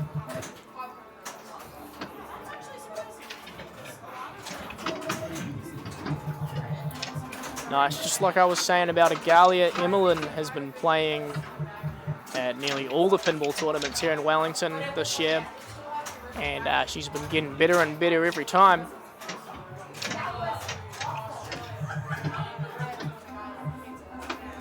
Ideally on the plunge, if you can nudge the ball down this center lane here, the B lane, there's a chance the ball will bounce off that pop bumper back up the B lane and onto a second lane, helping you collect the lanes. And also it's 5k a switch. You know, you might as well. Here we go. No, attempts a little nudge. She knew it was coming. Wasn't able to save the ball from that right lane. Come on, Jennifer. Ball 3. See if she can overtake Emmeline. Put a bit of pressure on for ball 4. I find ball 4 is the most underrated ball on close encounters here because you're setting the stakes for ball 5. Are you putting pressure on everyone? Or are you setting yourself up for a big hill to climb on the 5th ball? Ball 4 is very underrated in the context of a multiplayer game and the mentality of it. Now, progress resets every ball, so technically they're all the same. Ball 4 technically means nothing, but the mentality of it's everything. Jennifer only matched Emmeline's score, so she hasn't applied any pressure. Oh, sorry, it is only ball 4. Emmeline and Jennifer are practically tied at the moment. See if Emmeline can put a bit of a lead on. Takes the in lane, love to see it. Nice, great trap. Not the easiest game to trap on. Those flippers don't go up high at all. Ooh, maybe could have trusted the center post there, but it's a bit hard to tell due to the angle on the camera being just a little bit warped. Here we go, Agalia. Ball 4. As I was saying before, ball 4 is everything. If she can put up 100k this ball, she is setting the scene. Nice, takes the in lane. Perfect, come on. She was getting some ricochets onto that target bank, and because she had those lanes, she was getting it all multiplied. Come on. Nice, great shot to that target bank there. I think the lights are a bit dim on her bonus count because I can't really tell what she's got. She might be on 9,000. There we go, double 9,000. She is on the comeback. Oh shit, takes the right out lane. However, this could be big money. She could position herself. Ooh, okay. Things are tied. Not tied, but things are close. Let's see if Jennifer can put an end to everyone's scores being so close and into ball 5 with the lead. Everyone is within grabbing distance of each other. No one is safe. Ball 5 is going to be everything, but let's see if Jennifer can put on even more pressure. Come on. Here we go. I think she's got extra balls left. She's done all of her lanes. There we go. Just doing the lanes has gotten her heaps of points. She's now leading the pack. setting the score, setting the status quo for ball 5 here. Nice, more hits at the bank. Big money, 5x bonus. Already has at least 50k in bonus. Jennifer is nailing it right now. Jennifer has set herself up for an amazing lead going into the 5th and final ball. Pressure is on. Emmeline can't shit the bed now. She has to put everything into this ball. Holy moly. 300,000 from Jennifer. What an amazing ball there. Massive bonus. Great save from Emmeline. Into the spinner. Doesn't get all the way around, but that's all good. Nice. Great track there. Perfect. Into the bank. Gets the center shot, which she had multiplied. She's already at 3x bonus. Her bonus isn't very big. Ooh, okay. Emmeline has left the door open. She's got nearly 100k on Agalia, which is a very significant amount, but she will not be catching Jennifer this game. Whoa, what a great save there. Oh, there we go. Nice, great shot to the bank there. Here we go, come on. Whew. Just getting closer to Jennifer, ever so slowly. Nailing the shots to the bank, it's really good. Nearly gets the spinner. Spinner's quite a weird shot. Takes a while to find it on these Gottlieb flippers. And you gotta kind of circle around that pop bumper to the right of it. Here we go, 2x bonus. Oh, it won't be enough. Agalia takes 3rd place on this match. Very good scores from everyone. Everyone really put in a massive effort this ball. And Jennifer now gets to put in a bit of a victory lap. Bit of a victory lap on everyone. Choosing a little tune to hear on her headphones as she celebrates her win here. Nice. Plunge to the in lane. Can't get better than that. Nice. Takes a spinner. I will see if I can set us up on the other game here. We have Dune. Now, Chumbawamba 69.6, if you're still in chat, have you guys got a Dune pinball around where you are? I'm just trying to find it. Here we go. You guys got one of these? This is from Barrels of Fun here at the old pinball shop. We are the distributor for New Zealand, so if you're watching this and you're in New Zealand and you want to buy a Dune, you should have contacted us a few months ago. They're not making these anymore. But if you like what you see and you want to get the next game by this company, well, we can sort you out. We are the distributors. Here we go. We got a bit of a topper cam mixed in with the player cam. Best of both worlds. And a bit of a warped score camera, but it's readable enough. There you go. Might look extremely blue on stream. Might look like a Smurf. Got all over this game, but I promise you, it looks better in person. The lighting in this game is done extremely well. I remember when Guns N' Roses came out by Jersey Jack. The most intense and over-the-top and insane light show was all the rage. And Barrels of Fun is kind of taking light shows to the next level without, by not creating the most crazy over-the-top light show, but creating a more elegant, moody light show that also helps kind of display progress in the game, because there is a day-night cycle. You play a day mode, a night mode, a day mode, a night mode. It's very cool. And so you see the lights change from night to day. And I'll tell you what, the sunrise is very convincing in my opinion. There we go, ball 3. Everyone should have the multi-ball lit unless they have already started it. We have Esther playing it right now. I believe she is now in the lead upon everyone else. She is basically setting the score for player 3 to catch. There we go. think she'll be at 100 million now.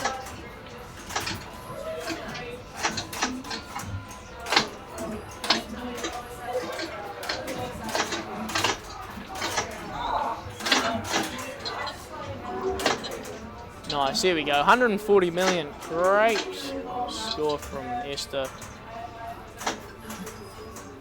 Trying to build up as big of a difference between her and player 3 as possible, so she doesn't leave the door open too wide. Player 3 being Kelly Mitchell, a player who is more than capable of putting up big scores on any game at the old pinball shop.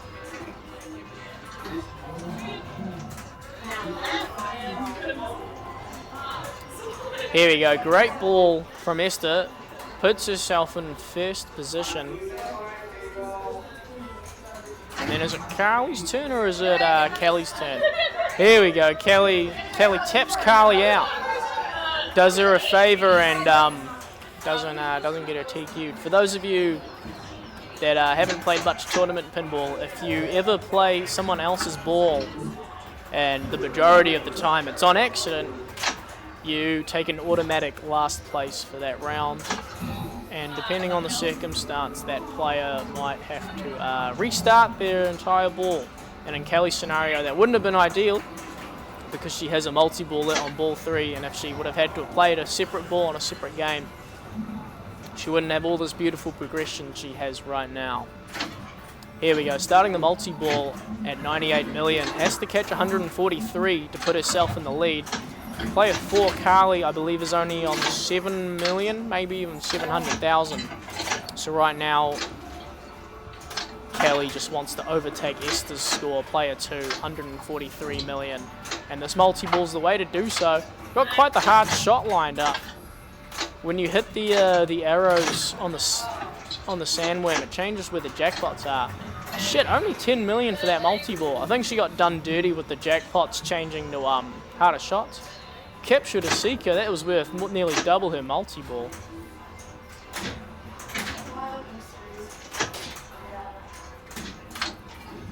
Nice, there we go. Nice, and you see it, the sunrise there. Now we're in daytime. She now has her harvester battle lit, or as I was saying earlier, the day mode. 130 million, she's on the way. I don't believe bonus is that significant in this game, especially at this stage at least. Oh, what a great shot. Oh, nearly nails the combo there. Is it still lit? No, it's not.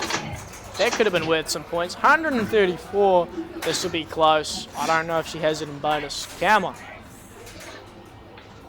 Yeah, right. A few multipliers in there. Come on. Yeah, right. Times 5. Come on. 1.5. Unlucky for Kelly. Nearly claimed first place there. Now the ball is in Carly's court. It's a position like this where you kind of want to start chipping away at the players one by one. First of all, she wants to catch third place with 45 million, and then she can worry about Kelly and Esther later. Takes a hard outlane there. There we go. I think she just cracked a mil in the end.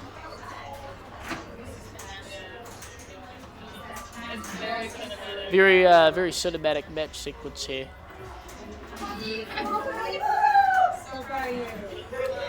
There we go, nice. That will be the end of this round. Now it is just past 8:30 here in New Zealand, and from this point onwards, could be an appropriate time to start the finals, but we'll see. We're all happy here. There is plenty of pinball to be presented. If we look at the standings, Kelly is in the lead at the moment, and then Esther, and then we still got some scores to be added from close encounters, so we'll see how those change things up. There we go, we get the next round started.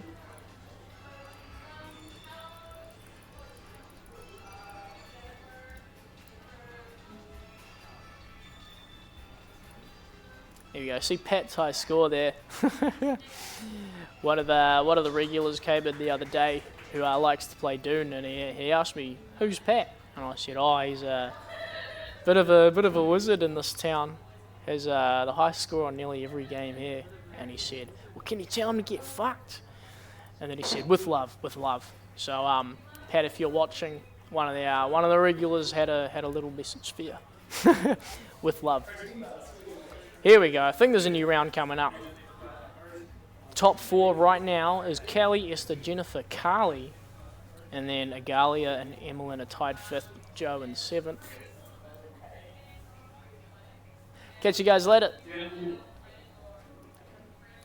Here we go. We might have a bit of a finals going.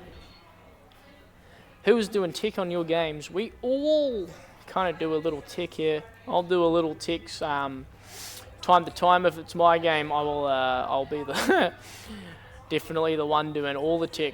But I don't know, different owners, different games. You could argue our big tech is Simon Hexton, been operating in the game for what, 30 years now, coming up to 35 years, I think.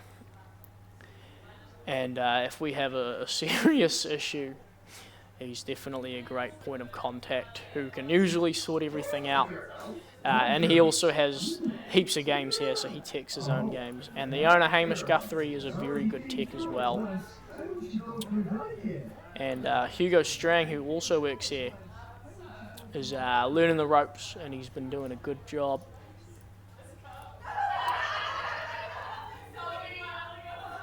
Hey Simon, good to see you. You've got the Yearman's hyping you up in chat there. Good to see you, Simon, and hi Emma too. Just waiting for the next round to start.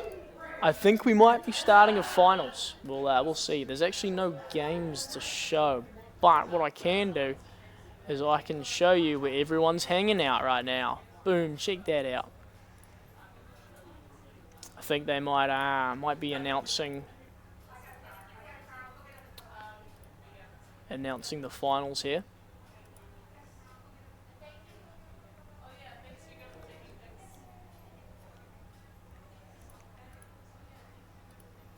Here we go. The arenas in this tournament tonight are Black Hole, Close Encounters, Dune, James Bond, Johnny Mnemonic, Jurassic Park, King Kong, Medieval Madness, and The Mandalorian. Good mix.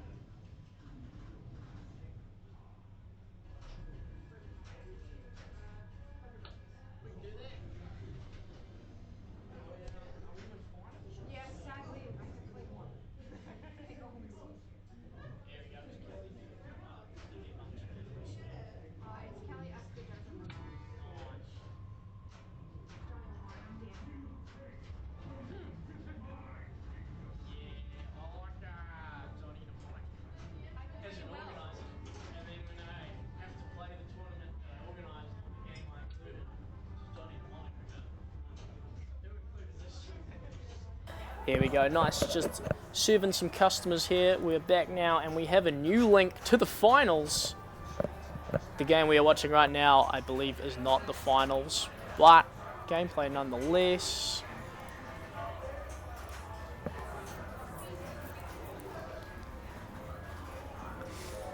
There we go, where are we? I think the finals, if I have the link going. I think we're starting on King Kong. Beauty. Gotta love it. I think it's a top 4, so we might only have 3 games left, unless there's any tiebreakers happening. There we go. King Kong. Yeah, I think we're playing a bit of King Kong. It's looking over at the Maidens and seeing a bit of a discussion. However, I can show you guys some gameplay in the meantime. We'll go to Jurassic Park. Got 4 Keith Elwin games all lined up together. A bit of an Elwin corner here going at Yops. If you can't tell, we're a bit of an Elwin fan. We have Jurassic Park, King Kong, Iron Maiden, and Godzilla. Would love to see a Jaws or an Avengers in the lineup at some point in the future. And then I don't know where we could source a Bond 60th edition from for the complete Elwyn package. But I'm very excited for his release, hopefully later this year. I've heard the rumour is that he's doing Fallout. I don't know if it's based on the TV show that came out recently or if it's based on the original video games. However, the rumours that I've heard sound very promising. I think it might be a story that even if you don't like Fallout, or don't even know what Fallout is, Elwyn's kind of got his own spin on it. But that's just the rumour I've heard. I've heard it's cowboy Elwyn theme. We'll see. Alright, let's get to King Kong. Now the player cam is like a good 5 seconds behind the playfield cam, so if you ever see a ghost plunging the ball, just know that the player is coming and that we're not having any spooky difficulties here. No, no pun intended. No just the spooky pinball. Nice. When we were watching Kelly play this earlier, she was going for modes. She was having trouble getting the ball through that gong. I believe that gong shot should be open right now, judging by the way the lights are flashing and the mode start light in particular is. But can't get that ball through.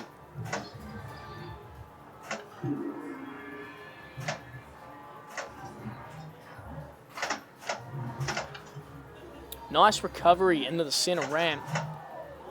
That gong shot is nasty. Oh man, doesn't give it to it.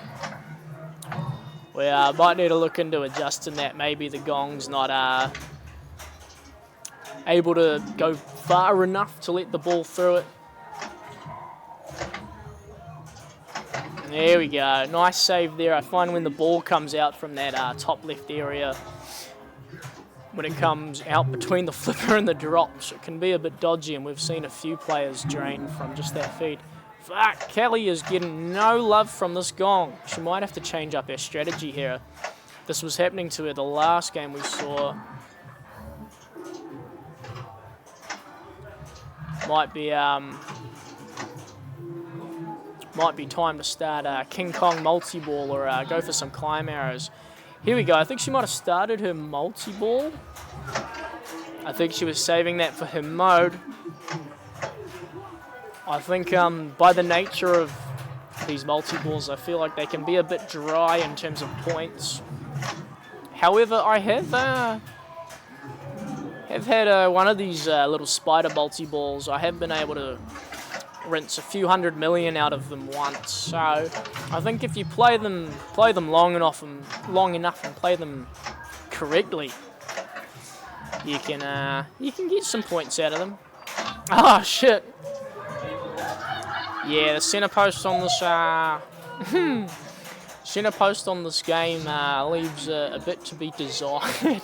It might be a bit too far down, or maybe it's just the geometry of the game doesn't really lend itself much towards center posts. I don't know.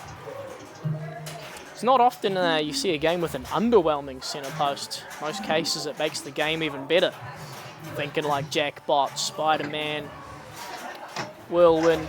Even Close Encounters like we were watching before, the center post on that makes the game even better.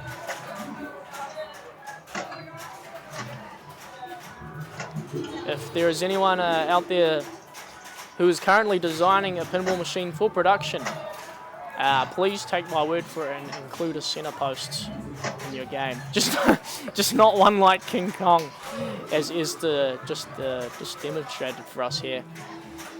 Not kind of a false center post.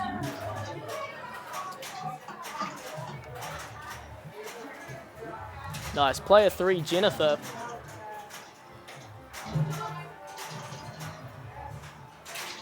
Most players we saw last time were going for King Kong Multiball, with Kelly being the only one who was going for modes. And when she did eventually start a mode, it did pay off, but it took a lot of attempts at that gong to get a mode started. Nice, takes an in lane there. Nice, coming back down on the right. When the ball comes back through that spinner, it's a very awkward shot to try live catch or dead bounce. It's a bit of a weird one. Oh, nice, gets a little ricochet up that ramp. I believe she only has one climb arrow left. I can't remember what happens when you climb your first level, but I know when you do it second time, you get an island lock lit, which can be very lucrative. And the third time, you get your New York mode, which are very awesome modes. Highly recommend it. But very, very tricky to get to the New York stage of this game. You got to make a lot of shots. A bit like Whitewater, how the climb arrows work. They kind of work like the raft system. However, unlike Whitewater, advancing rafts isn't one of the kind of main things in the game. Although I like it, it's kind of a side thing. I think the climb arrows are a bit more of a side thing in the way they're presented in this game. It's less that you're advancing, because Whitewater, it's like one shot to advance your first raft, and then two, and then three. This is kind of like it'll give you 4 or 5 shots to climb your first level. So it's a lot harder to climb each level compared to Whitewater, but has a similar kind of nature, happens in the background.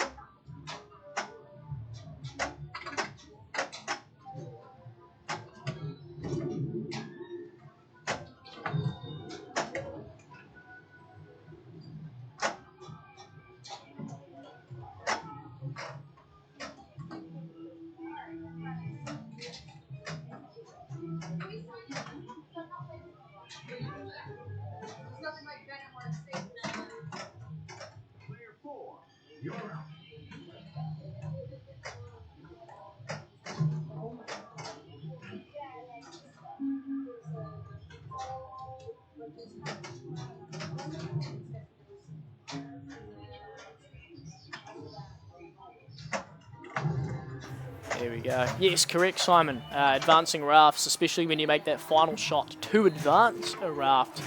When you have 5x going, it can be quite a lucrative alternative if you don't have that multi-ball ready to go with the 5x. Especially when you're advancing, you know, when you're up to rafts 10 or 12, you can get close to 100 mil just for completing that raft. Here we go. Carly actually starts a mode. Pterodactyl Attack is the best mode to start with. Or at least a few months ago it was. I know there's been a few code updates since, so maybe they've nerfed it a bit, because it used to be very easy points and very safe points. Carly wants to hit the lit drop target. You can see there's a white flashing light on the top drop target, and it roams down them. And once she hits that, she needs to shoot the ball in the cave, which is that shot under the top right flipper.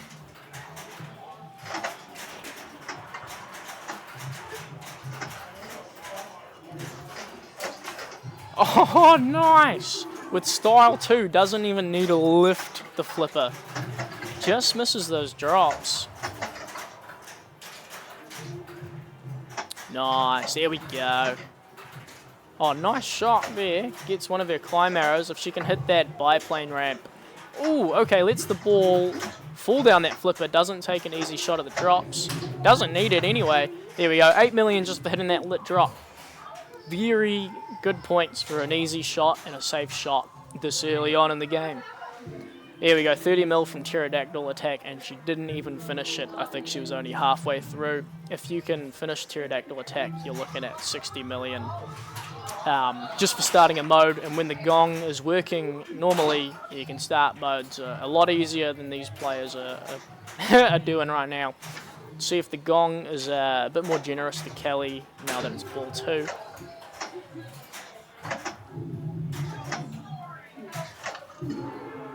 Nice, here we go, finds it. Last game she went for Escape the Swamp. Let's see if she picks that again. Cross the chasm, balls to the wall. In theory, this should be the easiest mode in the game, but I don't know, maybe it's just this copy, but I find Cross the Chasm nearly impossible, man. Here we go. Kelly doesn't get to demonstrate it, unfortunately. All that effort trying to start her mode just to insta-drain. It's all good. Only ball 2. Esther's a bit behind the other players at this point, but on a Keith Elwin game, 40 million can appear out of nowhere if you are hitting the right things.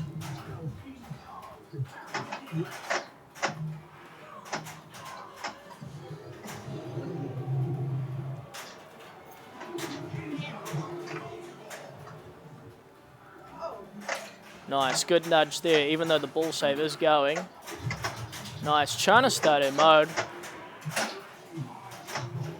Go, quite a safe feed out of that spider. Not a bad bailout shot if the magnet does catch the ball. Such a hard shot, that gong, and those targets either side don't help. Because when you hit them, it quite often sends the ball back quite high speeds. That gong did reject on Esther there.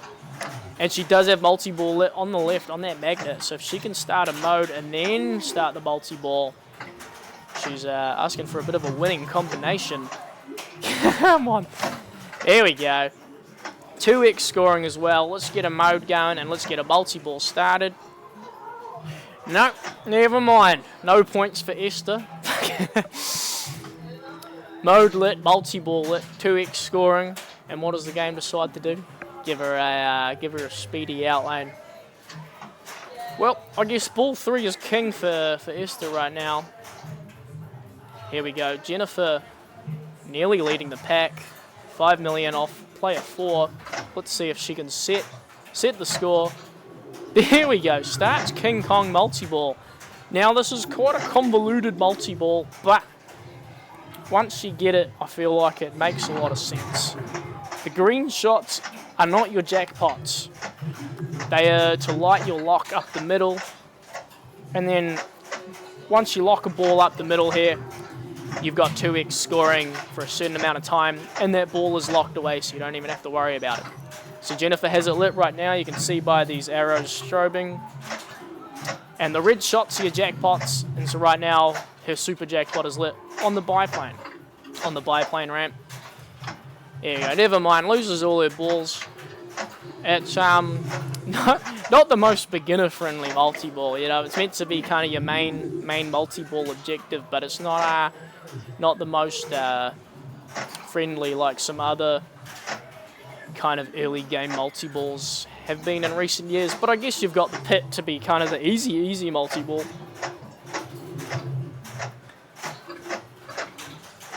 And there's 3 multi-balls to be played on the pit. I don't remember how all of them work, but I know there's a cool one where you got to hit enough switches to light your jackpots.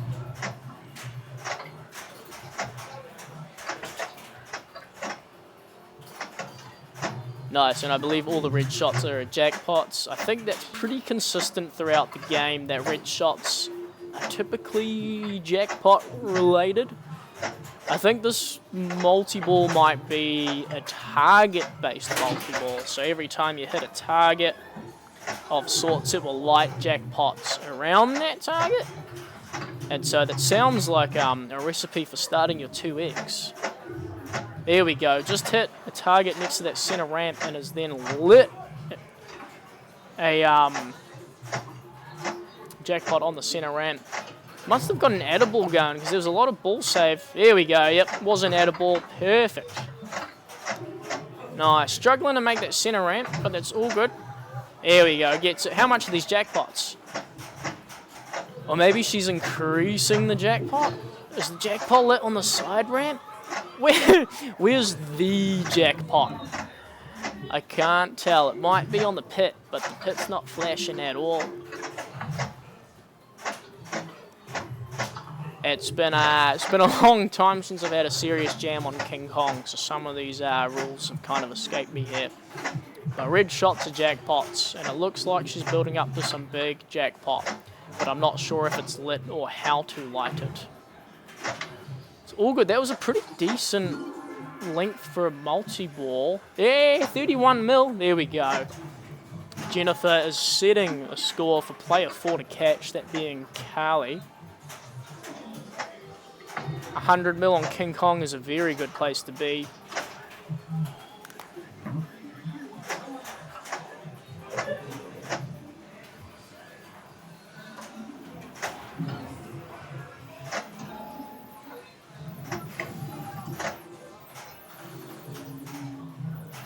Nice, good shot there. Oh, a bit of a sweep combo going. Ooh, just misses the ramp there. What a very great ball from Jennifer. Knocked it out of the park. Putting pressure on everyone else to up their game. No more rejecting gong shots. We want to see some modes. We want to see some multi-balls. Because otherwise you're not going to catch Jennifer. 11 mil in bonus. Ain't bad either. Can't complain. 143 mil. Here we go. Carly was leading the pack before, but now she's got a bit of work to do if she wants to reclaim the lead.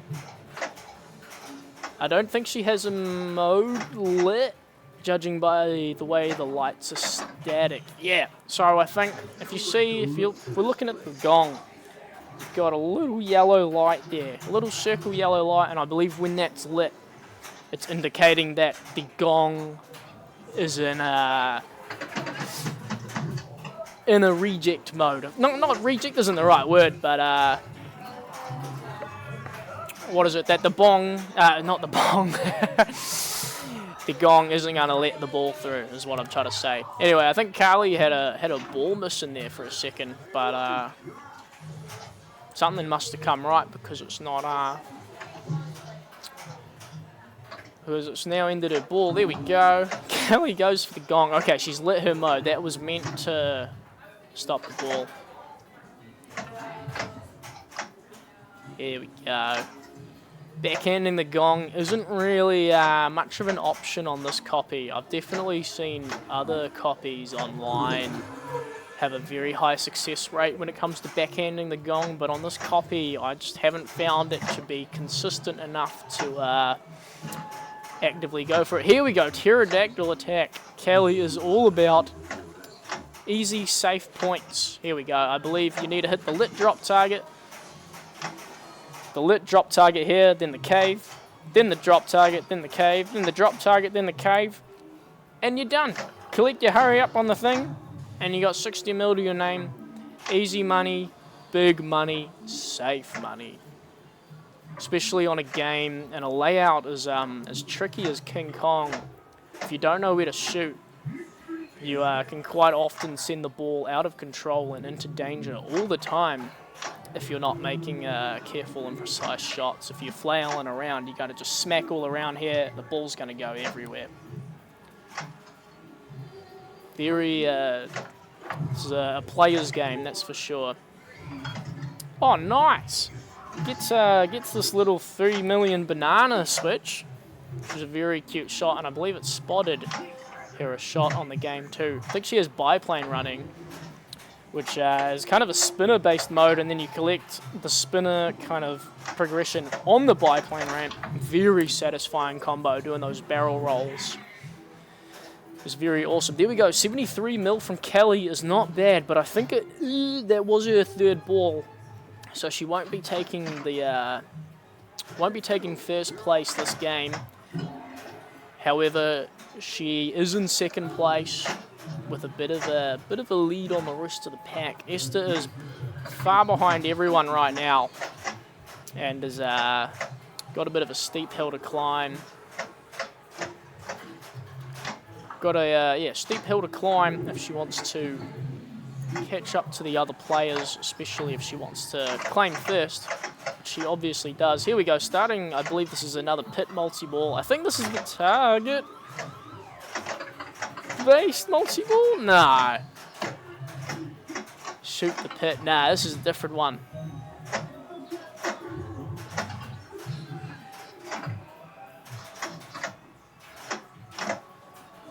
Thank you, Simon, for the nice message in chat. Yops is a real team effort.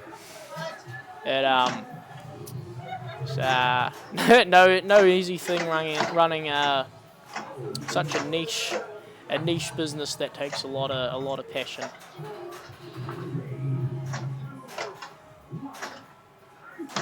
There we go. I'm praying for Esther to hit that climb arrow with the top flipper. Now, Yops is a staple of New Zealand pinball culture, without a doubt. Oh, shit! Rough ending to her ball. I don't know what she scored there in the end. Maybe enough to get a leg on player 4. Ooh, whoa! I think she caught Kelly. What a great effort from Esther there.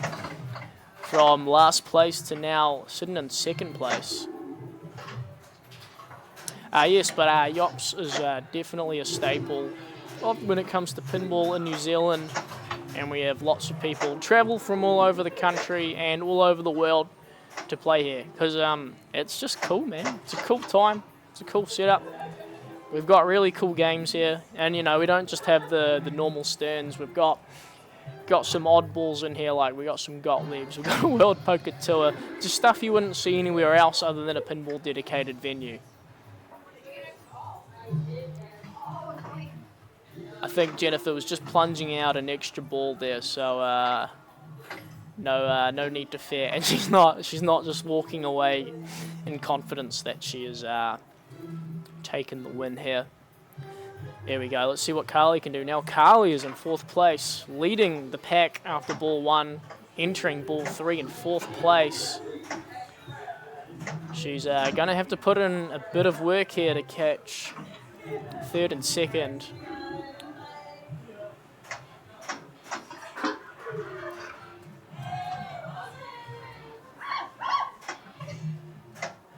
Nice, just caught it. There we go.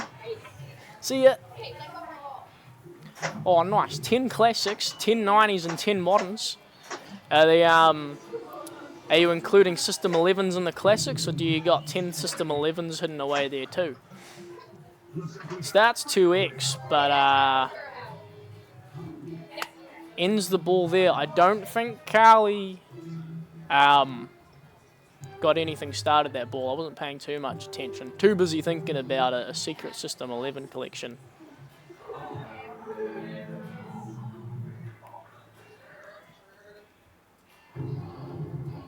Yeah, Simon, the cashless system that Hamo's been working on is very exciting. It's hard to run a pinball site, especially in an established location when no one's carrying coins. And even worse if the location isn't willing to exchange coins over card. But with this cashless system, it's a pretty good setup. And even just having tokens, you know, if the location you're at can sell your tokens, that's even better. And then you, I guess, just sell them back to the location. Anyway, we're going to move on to game 2. I'm trying to find it. We've got so many games here on stream. I'm trying to find it on the list. We're looking for close encounters of the 3rd kind.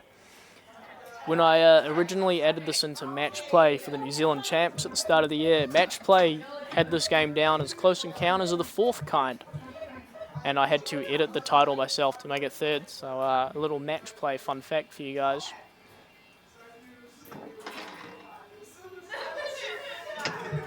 Had about 10 System 11s, but they are sold or transferred, so you've got no System 11s.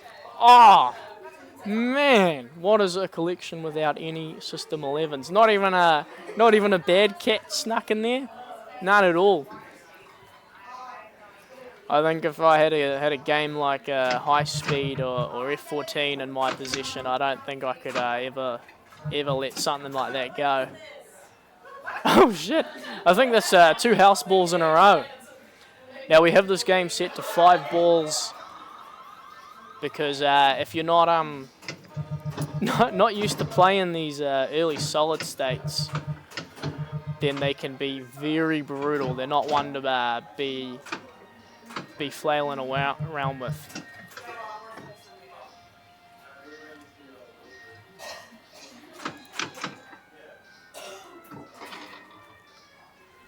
The 4th kind was having sexual relations with an alien, I think. I don't know. I never made it that far in the franchise there, Simon. I'll be sure to Google that one later when I get home, though. Don't you worry.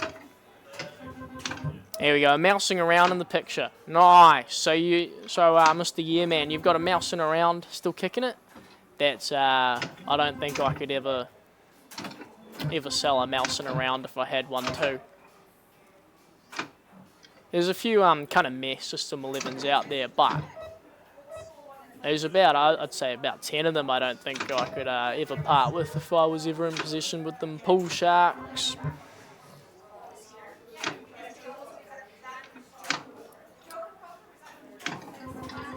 Perfect condition mousing around, and you still got it, right? Could never get rid of that, even if it was in awful condition. I wouldn't even care if the playfield's completely chewed to pieces.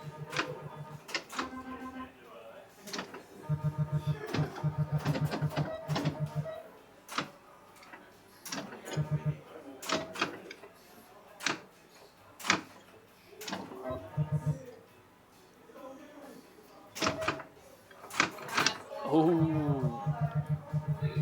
Great start from Kelly there. 100k, that's what we like to see. Setting the bar for ball 2. Kelly establishing dominance on the other players here.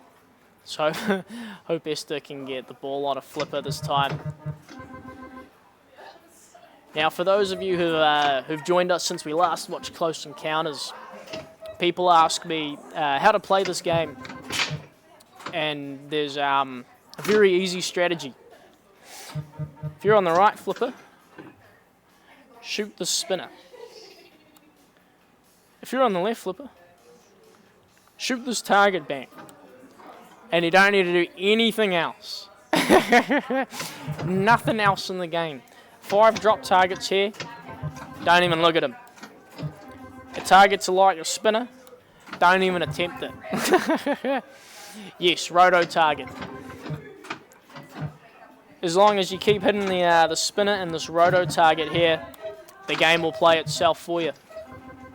These lanes multiply the value on your target, on your roto target, and your roto target increases the bonus multiplier. And every time you go through these lanes, it ups your bonus count. So they all complement each other very nicely. Oh, nice. Yeah, man, you still got the mousing around. 8 coats of lacquer. My God, that thing must play speedy. Must get a lot of ball spin on that thing.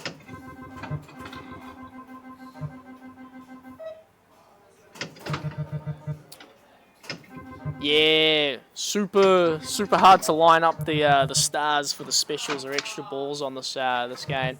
I find the targets on the left and the right of the roto bank is sometimes I find they're near impossible to hit depending on how it's kind of sitting on the day. So as soon as I see there's a star in the middle, I'm smashing that. Nice dead bounce there from Kelly. Nice, great control. Not an easy game to trap up on.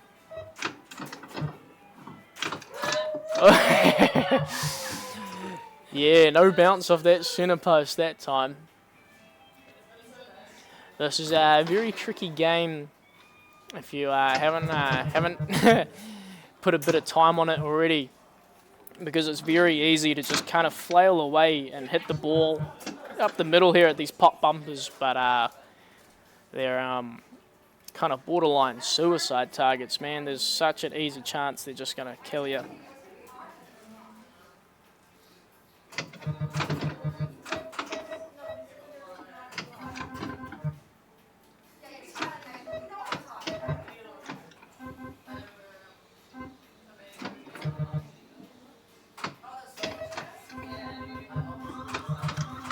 There we go. Unlucky outline there for Jennifer. Tried to give it a bit of a shimmy.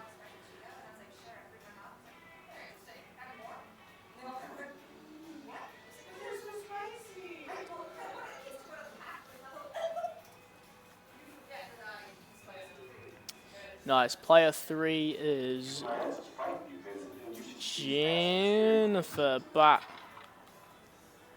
Did she get an extra ball? Are we about to witness a bit of DQ in here? Should probably actually intervene.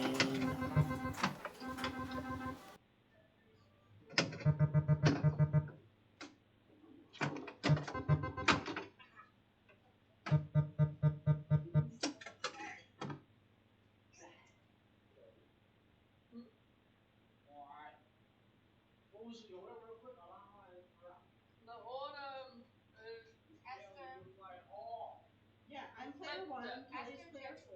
Oh, I was looking at the other. Yeah, we rotated. I was so worried that. No. That we're not out of order. He's right, he's messing up the stream. No. Esther, we had to chill you. Never mind, silly me, not I was looking at the wrong game player order. I'm glad I didn't interrupt anyone playing their game, but I definitely interrupted the Maidens in between balls. Not ideal, but I'm glad there's been no mistakes made other than me assuming someone else should have been playing. Here we go, Kelly player 4, 200,000, smoking everyone else. And because she's player 4, she's got a whole nother ball on everyone. Here we go, extra ball lit on the roto target. If she can line that star up, but if I'm looking, I don't know if that bank's lined up. Maybe it's just the stream, because we're looking at this game from a little angle.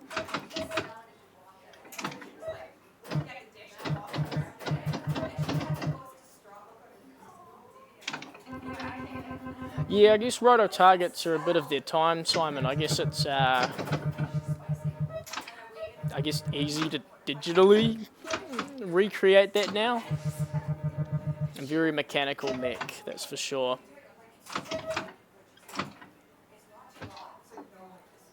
Nice. I think if we were to ever see a roto target come back in modern day, I think there would be a bit of a digital kind of safety net happening. So even if it's not aligned, the game still can register where the ball was hitting and can guess what the award should have been. Yeah, it's weird. They've got a light just to tell you that you've hit the bank. However, I actually find it really handy to know what target's actually registered when I'm smacking that target bank.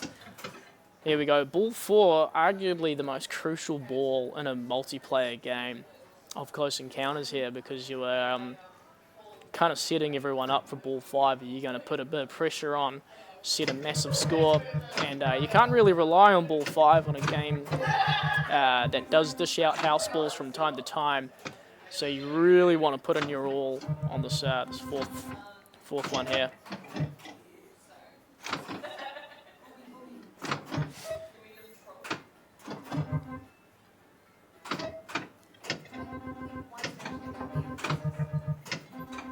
Nice, 2x bonus going. 13,000 before the multiplier.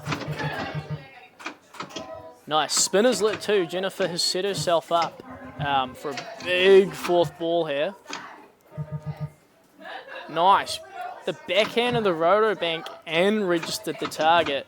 It's a shame the star wasn't on it because she would have claimed an extra ball. But she's got all of the roto targets lit for 10x, which is big money. There we go. Great ball from Jennifer. Coming super close to Kelly's score, or at least getting close there. Still within still within 100,000 of catching Kelly's monster score. But within reach, that's for sure. I find with a game like Close Encounters, if I'm really trying to play consistent, I'm trying to score 100,000 a ball.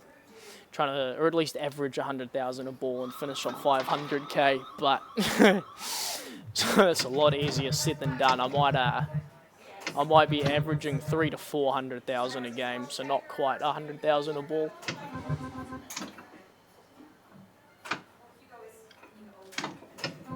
Nice, lights a spinner. And as I was saying before, you don't even want to think about that target because of what happened to Kelly right there. If the ball happens to hit it and lights your spinner, That's awesome. We take a few extra thousand there, but you're not going to catch me deliberately going for that target.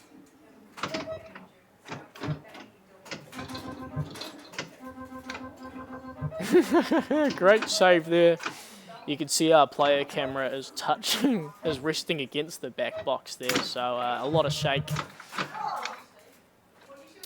Yeah, Simon, I'm glad this is your game here. I wouldn't want to deal with that that roto target. Not on location, at least. It's although like this one's been pretty consistent, but it's got a lot of potentials for faults. So props to you, Simon, for putting a roto target game on location, because it does require a bit more of an eye on it for sure, making sure it's running, being ready for maintenance at any point. And here we go. Jennifer doesn't have the ball I was hoping she was going to have on ball 5. Here we go. Player 3. I can't remember who this is. I think Carly. Here we go.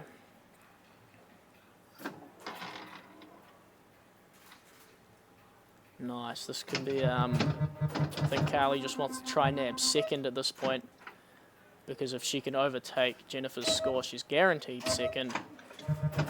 And then she can maybe think about going for Callie. Nice. The 5's on the right lane there. Typically leads to an instant out lane. Ooh. Maybe I spoke a bit too soon there. And there we go, Kelly. Kelly walks away with first place. Great plunge and walk away. Love to see it. I think we are going to be on to the third and final game for tonight. Here in Wellington, this is Ye Old Pinball Shop, New Zealand's only pinball dedicated arcade, and one of the best places to play pinball in the whole world. Just trying to check what game we are going to play next. Here we go. We got Medieval Madness. Any chance you could grab a camera from another feed? You could turn it into I don't know how to access the other, like bring another camera on. Just to draw their faces again.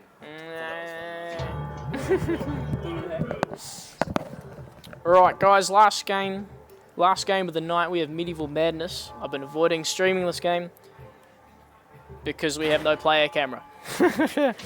But we've got a score camera, so I guess that that's cool too, but we will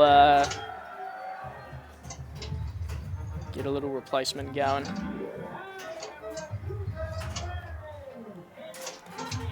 Nice, there we go. Makeshift player camera going. However, I can look over at the game and tell you who is who. We have Jennifer playing player 1. And then Carly's player 2. Then Kelly, then Esther.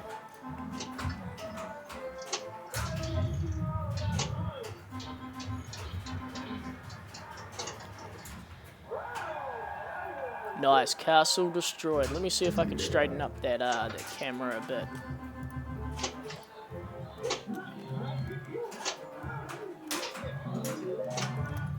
Yeah, is that a bit more centered? Shit, this is a hard one to figure out. Let me extend it a bit here. Oh, perfect. Not square, but that's all good because we don't even have a player camera at this point in time. Alright, player 2, which is Carly. I think if you've ever played Medieval Madness in a tournament in Wellington, if you've been playing tournaments long enough, you've probably been exposed to the strategy of hitting the castle over and over and over again. Something I've experimented with trying to break the meta here in Wellington of just hitting the castle, or experimented with unplugging all the optos, lowering the drawbridge but having the gate down. But the game's a bit too smart for its own good in this scenario. It starts compensating for things because it realizes the switches aren't triggering because I've physically unplugged them. And it starts compensating by, it will even destroy a castle if you hit one of these troll targets here on the side, which defeats the whole purpose. Awesome forward-thinking software programming on William's end, but annoying when I'm trying to tinker around and disable the whole castle entirely.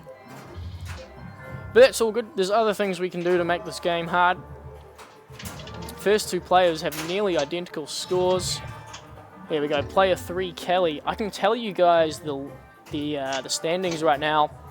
So this is 7-5-3-1 scoring. This is the final of 3 games. And Esther has 6 points.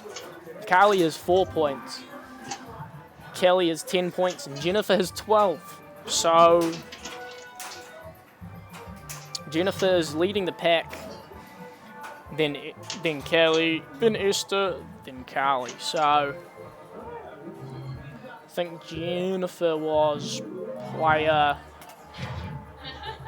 Jennifer's player 1 on this match, so she could argue isn't at the best position. But given that she's leading, I think going player 1 is all good. Ooh, kind of a bit of a dead bounce there. Torch, is that an old Gottlieb title? I think rings a bell. Would it be a Trudeau design?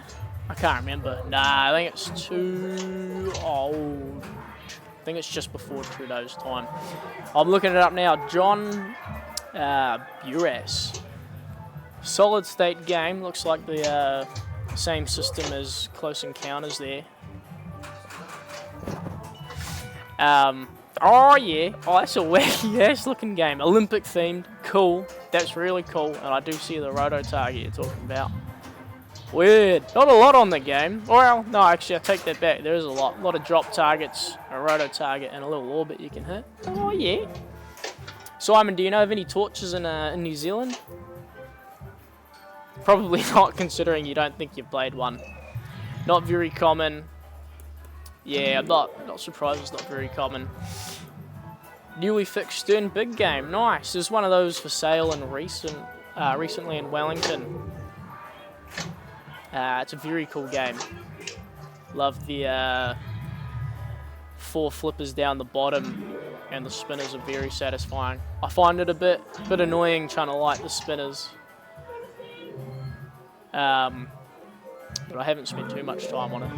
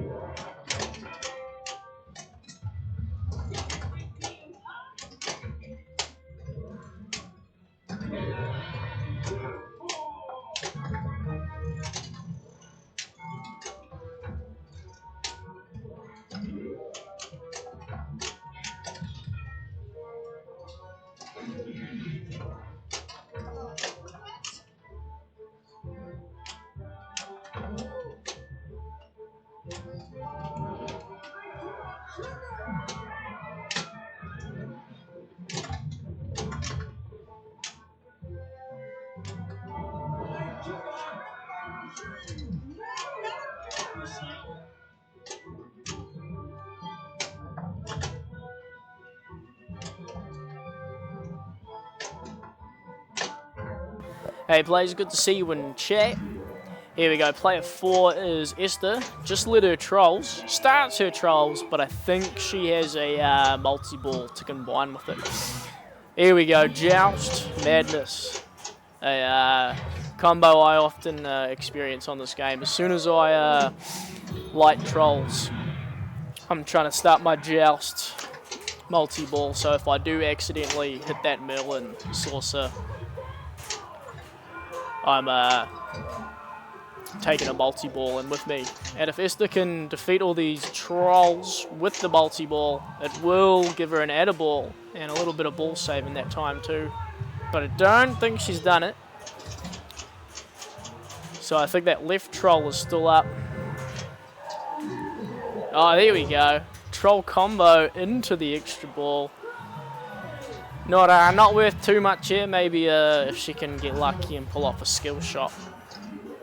Nice, claims a hurry up. I guess now that she's done that first multi-ball madness, she's in hurry up zone. Lost the playfield feed there for a second, but we're back. 16 million. Esther is tearing it up. Esther's currently in third place out of this group right now, going into their third game, so she is not letting anything get in her way, except maybe that ramp there. But that is a great first ball. There we go, shoot again, and then gets the skill shot. No hands needed. 5x bonus. I don't know how much bonus carries over on this game. We'll see, I guess. Medieval Madness is one of the most popular games here in the arcade. It's been here since day one, and it's still going very strong. These Chicago games are pretty damn sturdy. So it's done pretty well. I think the bottom jet bumper is a bit broken, but it's not not the biggest concern right now. However, it would be good to fix it. Yes, Blaze, there is no extra balls, as in we're just playing on normal yacht setup. We haven't adjusted any of these games for tournament purposes, so the Maidens are just plunging out extra balls tonight.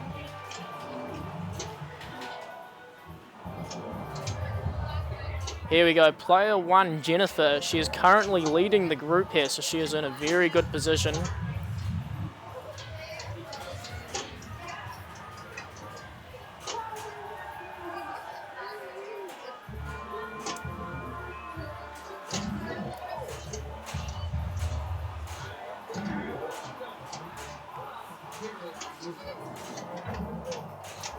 And there's kind of two phases to the castle. There is the drawbridge phase and then the gate phase. So you start off shooting at the drawbridge, trying to lower it, and then as you can see, player 2 here, Carly, has the drawbridge lowered, and she's now in the gate bashing phase. And the gate bashing phase, I reckon, is pretty underrated. Sure, the ball comes back down at your flippers, but you're getting a few 100,000 every time you hit it. Whereas when you're just bashing at the drawbridge, I find you're not getting many points per shot, if that makes sense. You're kind of just building towards a big payout. Ooh, rough time there. Takes a target down the middle. And if you see, we got a massive ass dragon over this left ramp, kind of covering this shot entirely.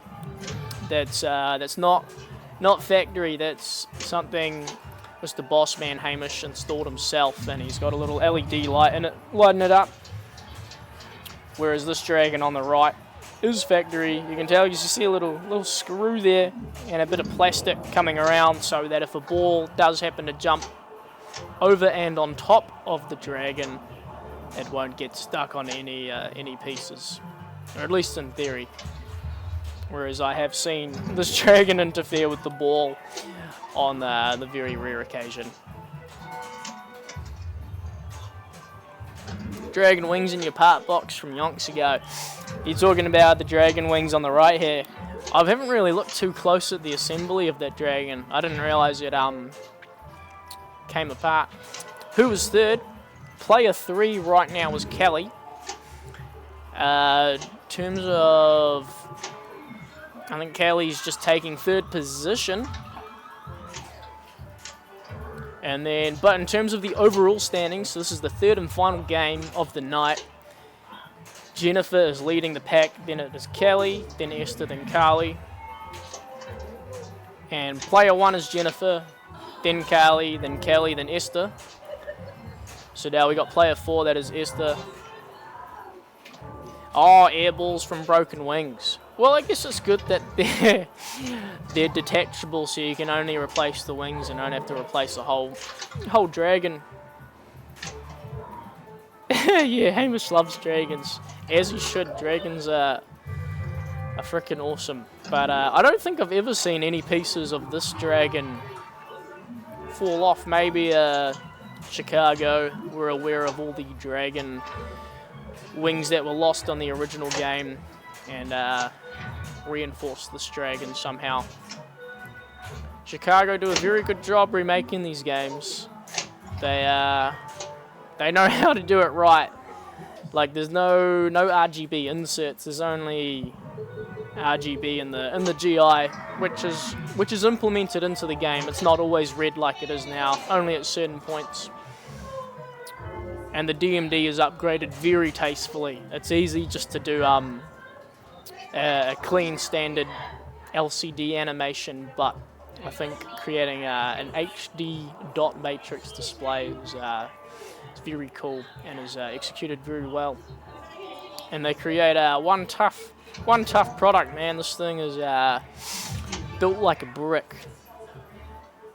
I just wish they knew how to make real flippers.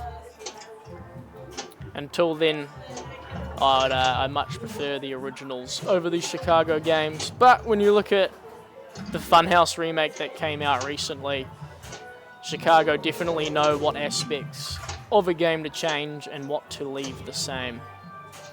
I think they're doing a Circus Voltaire, not Chicago, but American Pinball is going to do a Circus Voltaire remake, and I think they're going to redo the artwork, which I personally think is a big mistake. I think the artwork is about 50% of the game, if you ask me.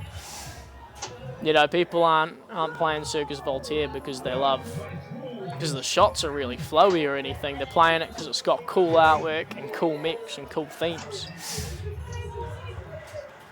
And so if you're gonna redo the artwork, I think that's a big mistake.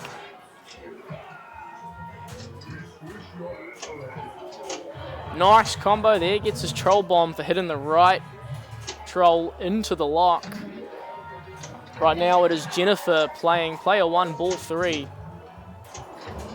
Jennifer's last chance to establish a lead on everyone. Nice, multi-ball madness, this is the one. And I think if she can finish off that left troll, it will be an addable. Oh baby, she's already finished those trolls. Oh nice! Hit the troll into the super jackpot. Only 400,000 though. They go over the top with the presentation of these jackpots just for them to be worth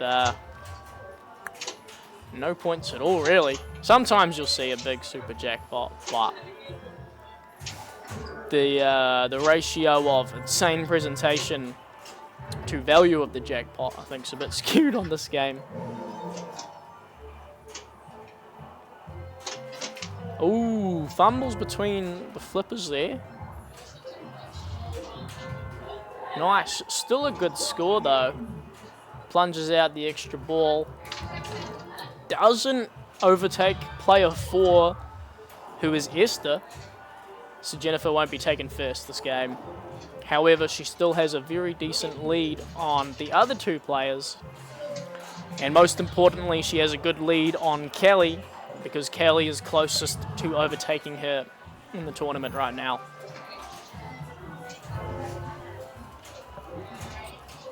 So if I were Jennifer, I would be praying for Kelly to have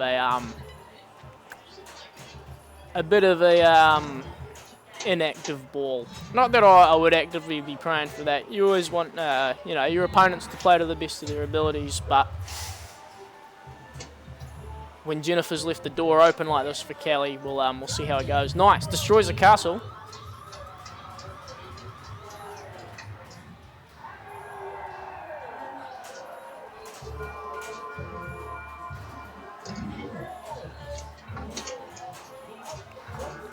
Nice, extra ball lit with trolls, but no multi-ball lit on that saucer. So ideally she doesn't want to hit that saucer until she can complete one of the shots. Shit, takes the ball down the middle. I don't think she was close to overtaking Jennifer.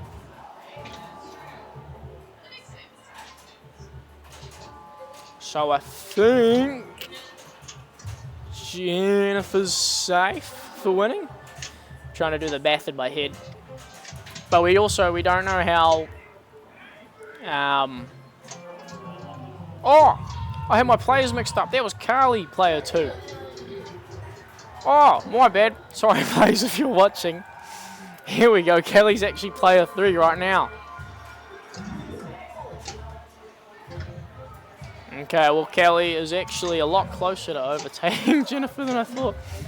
Here I am rambling about fibs this whole time. Nice, there we go, up the middle. That's all we need. One more to open the drawbridge. And then we're in a bit of a danger zone. Here we go, drawbridge is down. Kelly, player 3, Kelly Mitchell that is, no one else, is now hitting the gate, which sends the ball back at the flippers, and in this case between the flippers. I don't think she has enough to overtake Jennifer or Esther. So I think Jennifer takes home the win here. Here we go. We'll see if that gets scored up. But I'm pretty sure Jennifer takes the trophy home tonight.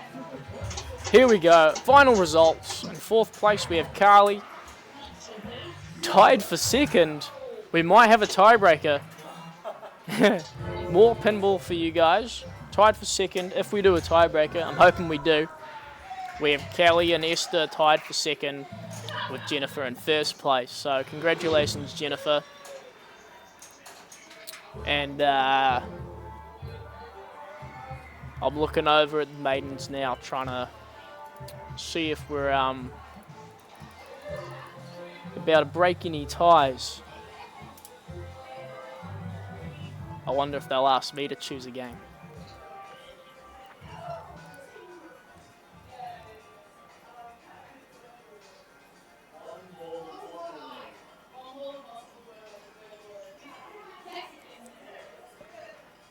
I think we're getting Mandalorian here. Charlie's Angels, that'd be a good one. Actually, no, that'd be a crap one. That's not on stream. I think we're doing Impossible mode on Mandalorian. So for those of you that don't know, I think if you hold both flippers in on the home screen, and I don't know what they're doing here. Oh, okay. Or you can go into the menu and fuck around with some settings, but if you're a normal person, you just hold in both flipper buttons and bring up the Impossible Play menu like that. And so, pretty much the flippers are on a timer. I think you got a few seconds of timer. And if you run out of juice, you can't flip no more. Hopefully it's displayed on screen. You can kind of see a bar above the scores. And to let your flipper juice recharge, you have to let your flippers down. So no trapping. And I think all the settings, like the gameplay settings, are made harder. Like I think it's a lot more shots to start your multi-ball. You can kind of see when she flips. You can see these bars here. Oh, they're not on the screen anymore, but you see these bars turn red.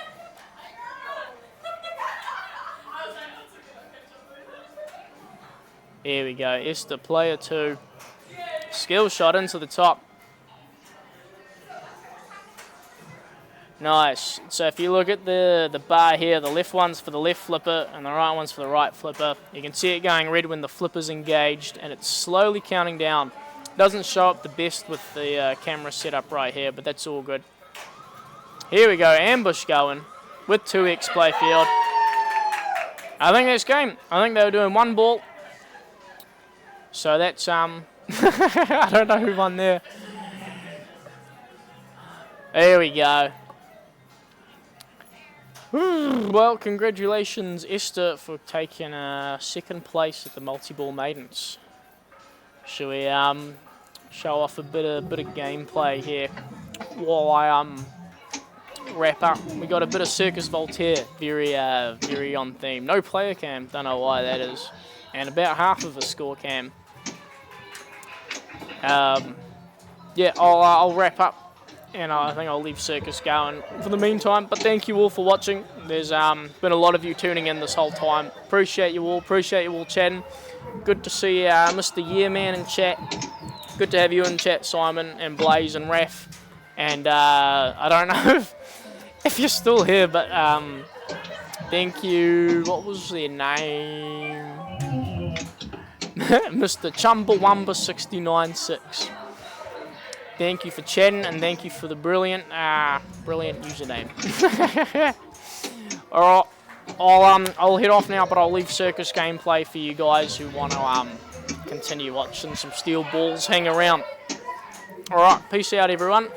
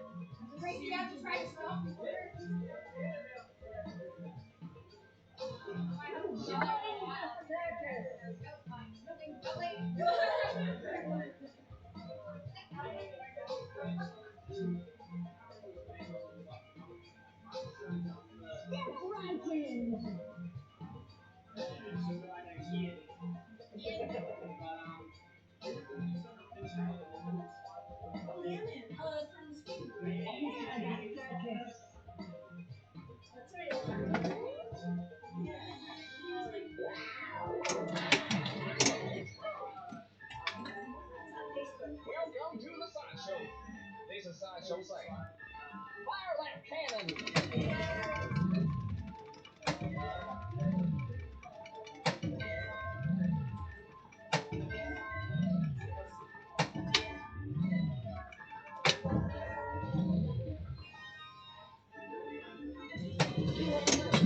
The sideshow marble.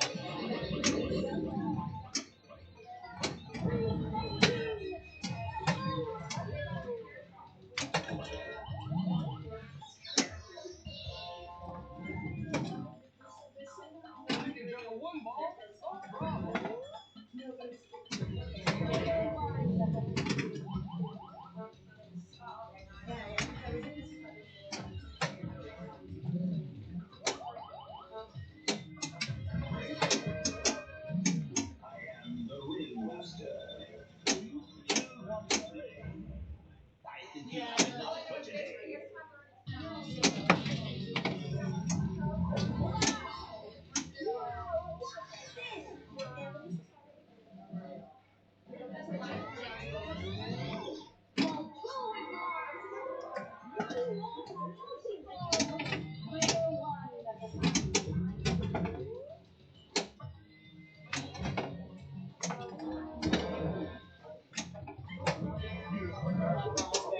Yeah, bro.